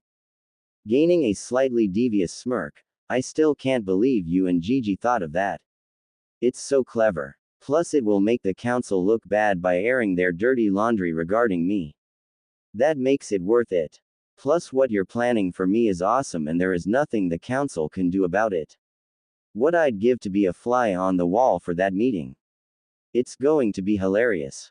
Patting Naruto's shoulder, Jiraiya says, I planned on you and I crashing that meeting, as the meeting does regard you and to an extent me, they would not be able to raise a fuss about our presence. Although I'll ask Sarutobi-sensei to cause a distraction, allowing us to show up in the shadows and hide our presence with our transparency jutsu to spy on it for a while first. Then reveal our presence when the time is right. But enough of that, it looks like we are here. Entering the shop causing the bell to ring, Kisaro looked up to see both Naruto and Jiraiya standing there with Naruto waving and saying, Hi Kisaro Oji-san. Did you miss me? Looking confused, Kisaro looks at Naruto and is slightly stunned. Minato. No, wait, that's not Minato. But that must mean. Pointing at Naruto, he asks with voice trembling slightly, Naruto. Is that you? With a foxy grin that bears his fangs, making him look even more feral with his new features. Of course it's me. Who else would call you Oji-san to your face? Laughing because that is true, I suppose you're right. You sure changed a lot. Do you mind me asking what happened? Looking towards Jiraiya and seeing him nod, Naruto decides to tell the truth. Ero Sennin seems to trust you, so no, I don't mind. You know about my tenant, right? Chuckling at Naruto's nickname for Jiraiya and nodding, Naruto continues, well, I met him a few weeks ago after Ero Sennin removed this seal that was over the fox's seal and it pulled me and him into the seal where we talked and made a deal. Turns out my seal was not working right and caused my body to be stuck as a 9-year-old. He fixed it, but it had some side effects, as you can see. That is what the explosion of power a few weeks ago was about. Completely surprised at what he was told, Kisaro felt like he wasn't getting the whole picture, but decided not to ask as he didn't need to know. Shaking his head, Kisaro asks, so I assume you are here to pick up your new wardrobe? Nodding eagerly, yeah, Ero Sennin said he got me new clothes because my old ones would not fit anymore. This training suit is all I got. Handing Naruto a brown, wrapped package, Kisaro offers, well, why not just change into a set here? There are changing areas in the back. Go on while I talk to Jiraiya here. Bowing, Naruto thanks him and goes off to the back of the store to change. Jiraiya, after making sure Naruto was out of earshot, even with his advanced hearing, then asked with a whisper, is the special order almost ready? Equally quiet, Kisaro replies, yes. It is almost done. By the end of the exams you will be able to stop by and pick them up. Does Naruto know about his parents yet? Shaking his head, Jiraiya replies, no.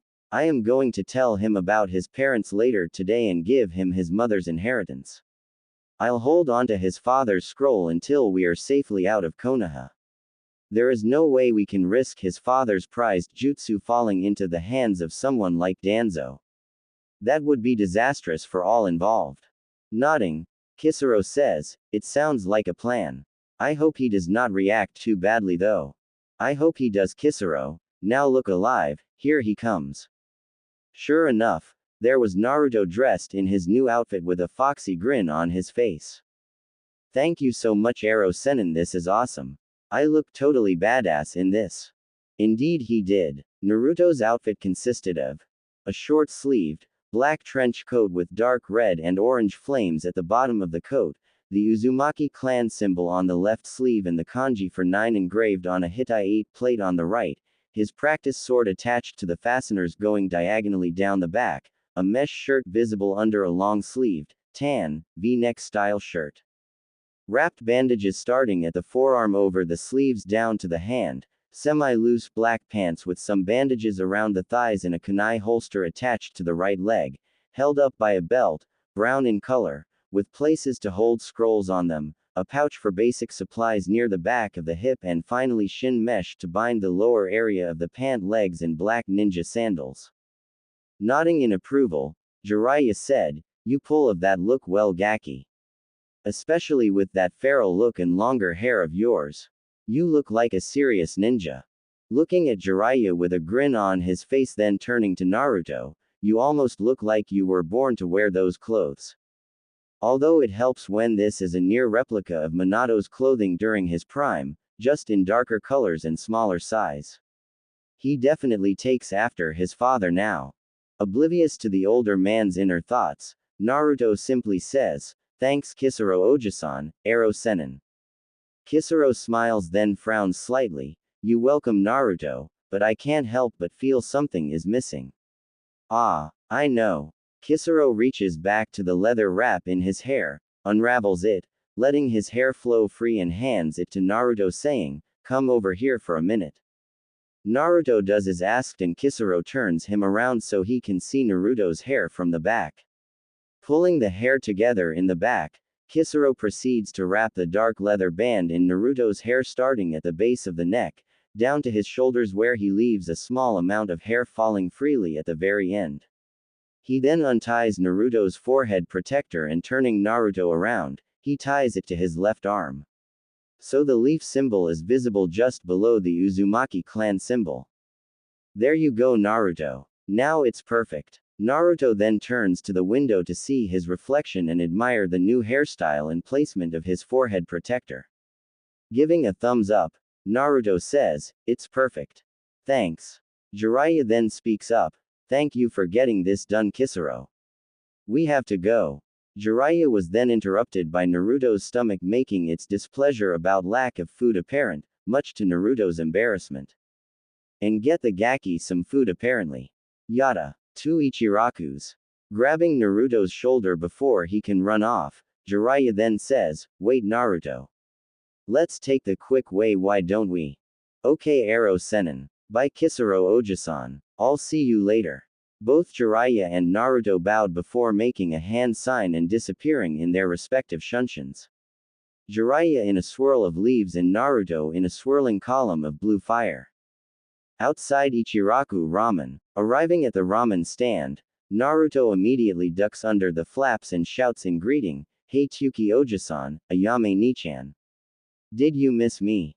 Naruto is immediately glomped by a brown and white blur. This blur happened to be Ichiraku Ayame. A young woman of around 17, with tanned skin, long brown hair and dark eyes. She and her father have known Naruto since he was a child and are two of the few who treat Naruto well, with Tsuki acting like a kindly grandfather and Ayame an older sister. "Naruto Otudo, where have you been? We haven't seen you in over a month and we were getting worried." Turning red due to being smothered in Ayame's chest, Naruto manages to force out, "Ayame Nichan. Can't breathe." At this point Jiraiya, who is currently grinning lecherously and scribbling in his notebook, comments, "I don't know, Naruto. Seems like a good way to go to me." Giggle giggle. Ayame, looking down and seeing where she is currently gripping Naruto at, turns red and after letting go of Naruto, shouts, "Pervert." And hits Jiraiya with the ladle she is currently holding. Upon hearing Ayame shouting out, Tsuki, in a fit of fatherly rage, storms out to castrate whoever is inappropriately touching his daughter, however stops at seeing Jiraiya and stares confusedly at the sight of a bright red Ayame, a laughing Naruto, and Jiraiya, who is currently on the floor with swirly eyes and a huge lump on his head. Immediately guessing what has happened and realizing he overreacted, Tsuki then remarks, "You'll never change, will you, Jiraiya?" Jumping up and dusting himself off like nothing happened, he replies, you know me, Tsuki, I need research for my new book and the Gaki here is a gold mine." At this time, Tsuki and Ayame take a closer look at Naruto, who currently is grinning widely at the sight of the duo, and take in his changes. With varied reactions, Tsuki whistles and says, "Looking good, Naruto. I like the new look. Finally hit puberty, huh?" Wincing slightly at the memory, but pushing it away and smiling at his Oja-san, he replies, "Hee. I guess you could say that, Tsuki Oja-san. But what's wrong with Ayame? She's acting weird." Said girl was staring at Naruto with a glazed look on her face, flushed cheeks and a bit of blood dribbling down her nose. Upon seeing this, Tsuki immediately bursts out laughing, snapping Ayame back to reality and wondering what the joke was. Naruto, being oblivious, doesn't understand what is going on but notices the blood and comments, "Hey Ayame Nichan, you got a bit of blood coming out of your nose." With pink rising in her cheeks at being caught having some indecent thoughts towards her little brother, quickly wipes her nose and changes the subject by asking, "So Naruto, what'll it be today?" As if on cue, Naruto's stomach starts grumbling again, causing him to sheepishly rub the back of his head and say, "I guess two of the usual, Ayame Nichan. I'm pretty hungry." Writing it down on her notepad, she then says, "All right then.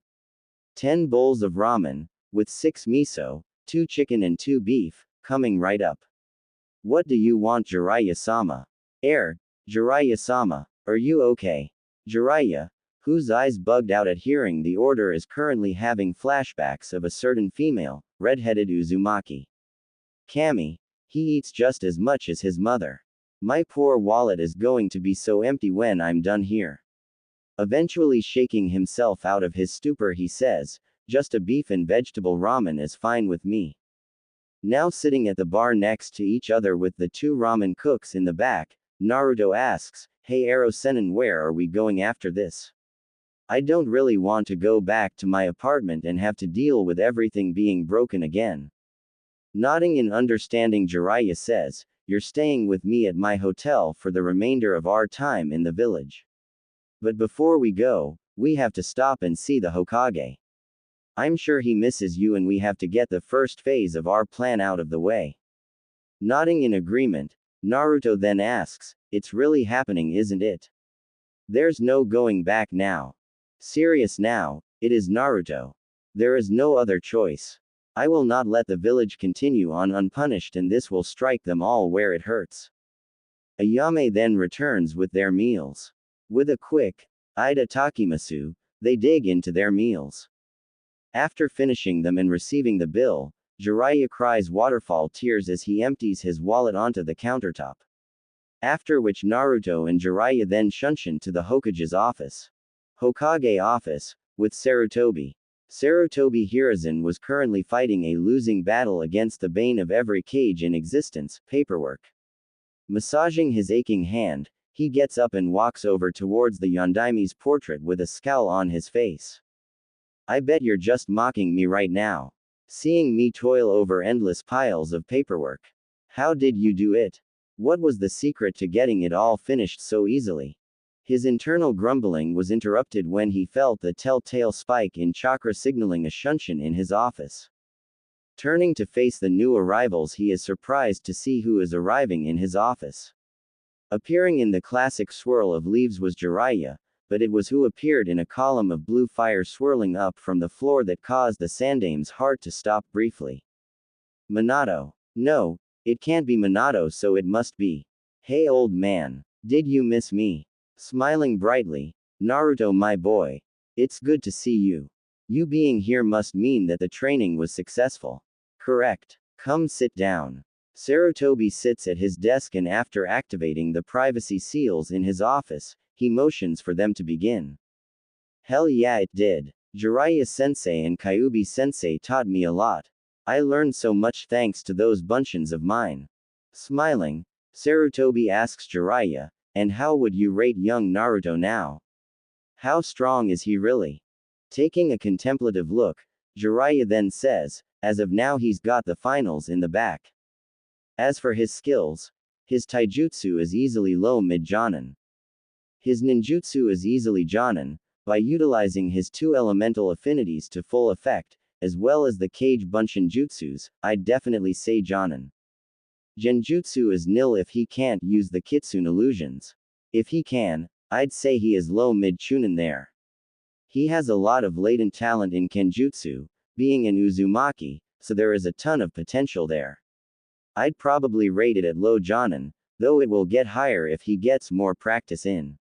Ceiling, in high jonin in theory, having read several advanced books on Fuinjutsu, however, due to the amount of time it took to correct his handwriting. Oi, my handwriting was not that bad. Shut it Gaki, it was atrocious. But we fixed it. Anyway, if we had more time he could get his practical Fuinjutsu up to his theory but as of this moment his around low jonin.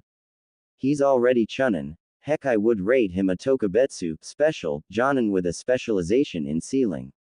Kyuubi and I really outdid ourselves here. I never expected that using the Bunshins would allow him to get this far. Beaming in pride at the praise he's given, Naruto feels the need to point out, don't forget this is all because of your idea to use the Kage Bunshins to shorten the time and get more stuff done. That was awesome. Nodding in agreement, Sarutobi says, young Naruto-kun is right Jiraiya-kun. I was really clever. I certainly look forward to Naruto's performance in the exams. Sorry about earlier when I first saw you, my eyes were playing tricks on me and I thought I saw someone else. Hehe, you must be getting old Oji-san. Now you're seeing things. Who else would it be? While Naruto was speaking, Sarutobi sent a questioning look towards Jiraiya, then flicking his eyes towards Naruto and back. He indicates, does he know? Shaking his head, Jiraiya mouths, tonight, and Sarutobi nods. All of this happened in the span of a few seconds and Naruto was oblivious to the silent exchange. Sighing, the Sandaime asks, do you want to get the plan started? Yeah, time to fill out the apprenticeship forms and get the stamp of approval. Standing up and moving to the middle of the room, the Hokage snaps, Uzumaki Naruto.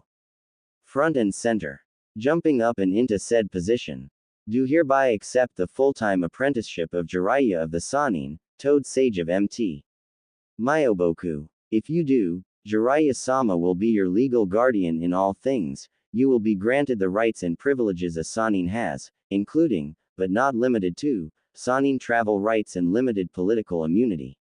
You will only answer to either Jiraiya-sama or myself. No one else will have the authority to command you. Are you willing to accept this responsibility? Bowing at the waist, he says, I do so swear on the will of fire that I accept this honor and will be forever loyal to you and my master.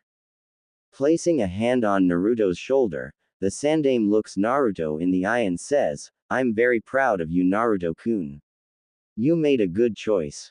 Motioning everybody to his desk, the Sandaime asks Naruto and Jiraiya to sign their names on the applications for apprenticeship and guardianship. Doing that, Sarutobi then gleefully stamps the Hokage seal on the document, making it official. It's done. Is there anything else? Yes, sensei. Just one thing. Nodding, Sarutobi motions on. I would like you to have that talk with Naruto's classmates, sensei. Smiling slightly and nodding, it's already been done. It was a rather interesting conversation. Flashback 3 weeks ago, Hokage's office.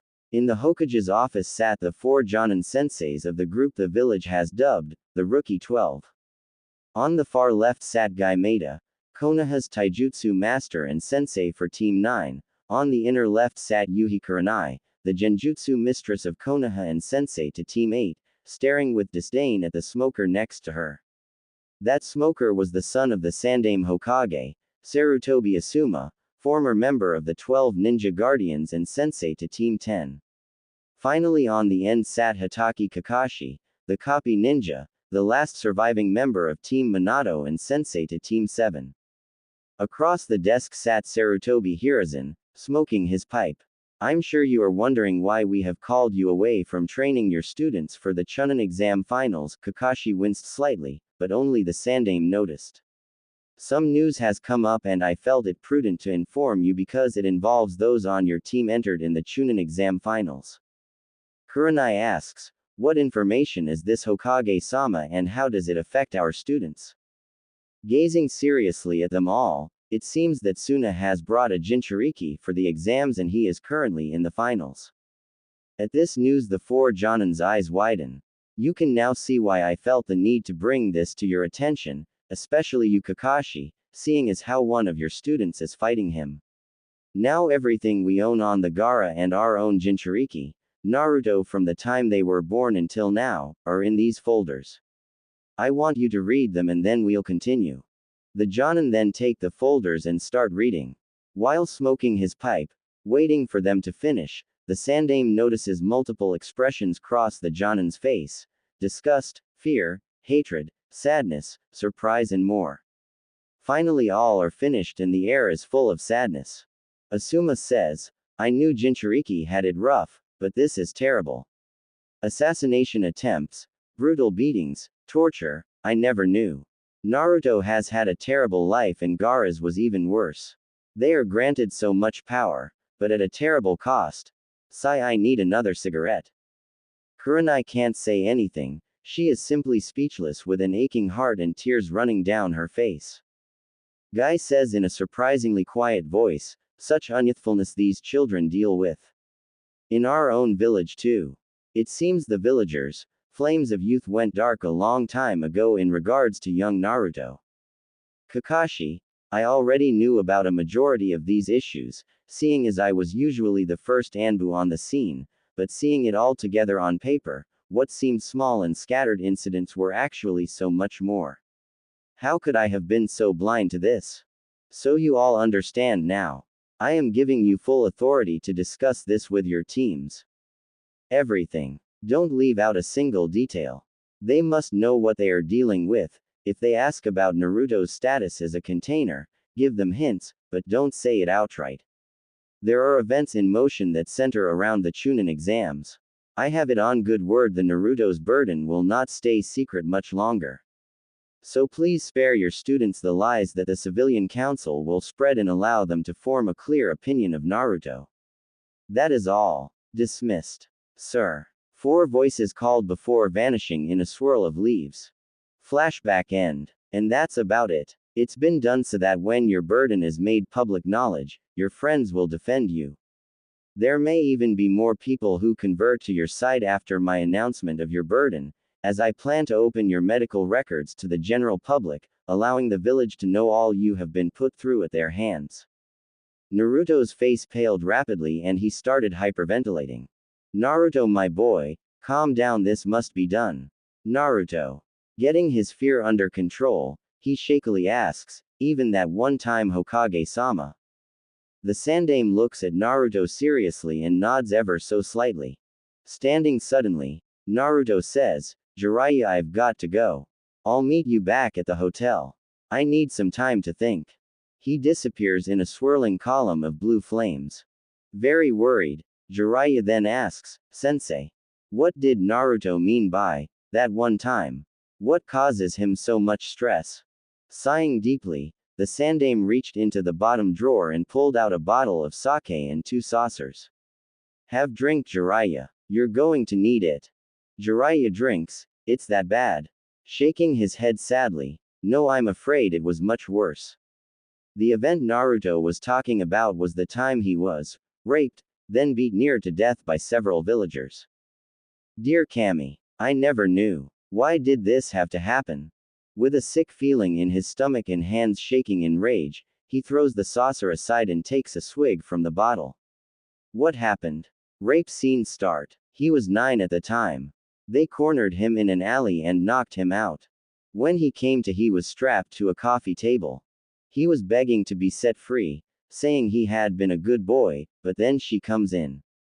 She starts saying how she is going to make the demon feel good. She won't enjoy it, but she wants power. She thought any demon offspring would be the birth of a new Kekkei Genkai. After going for a couple hours, Naruto was spent and the woman felt she had received enough of the demon seed for a child. So she then proceeded to make sure nobody else could do what she had done with him again and stabbed him in the scrotum, severing the nerves and tubing there. From there he was tortured for several hours, until the bitch had enough and tossed him out into a back alley. All the while he was drugged to stay awake. So he could feel everything. Taking a deep breath and swig from the bottle, the Sandame continued. It was a few hours before the villagers found him. Still under the effects of the drugs, they proceed to have some fun, and left him with half his bones broken and bleeding to death. When the Anbu found him later, he was covered in urine and blood. When he was brought to the hospital, the full extent of the damage was revealed. 64 broken bones, a ruptured spleen, collapsed lung, a cracked skull, broken nose, black eyes, lacerations to 70% of his body, and his reproductive system was completely destroyed. Rape scene end. Sighing deeply, it took 3 weeks full of surgeries. However, if the Kyuubi had not helped him, there was no way he would have survived. It was the only time the doctors and Kyuubi worked in tandem. The doctors set the bones and Kyuubi mended them. They rebuilt his reproductive system and the Kyuubi healed it and made it functional again. If he was bleeding too much when repairing his internal organs, the Kyuubi lessened the flow. They cleaned and disinfected the wounds and lacerations, and Kyuubi stitched the skin back together. It was a miracle that he survived. After all the wounds were healed and sealed up, Naruto was placed in a medically induced coma for 3 weeks. Why so long, sensei? Every day we sent in a Yamanaka to try and identify the woman and other attacks, but the mental defenses were too strong. They could not access it to see it, or suppress it to help with Naruto's recover. He will forever be haunted by that night. I could never get him to talk about who he saw. I know for a fact he knows who the woman was. If you should ever get him to identify this woman during your time with him, I beg you, please let me know so I can punish them for it. I promise, sensei. This is a trying night for him. I still have to tell him about his parents. I plan to tonight, but I should probably wait until tomorrow though. I don't think he could handle it right now. Good night, sensei. Jiraiya vanishes in a swirl of leaves to go search for Naruto.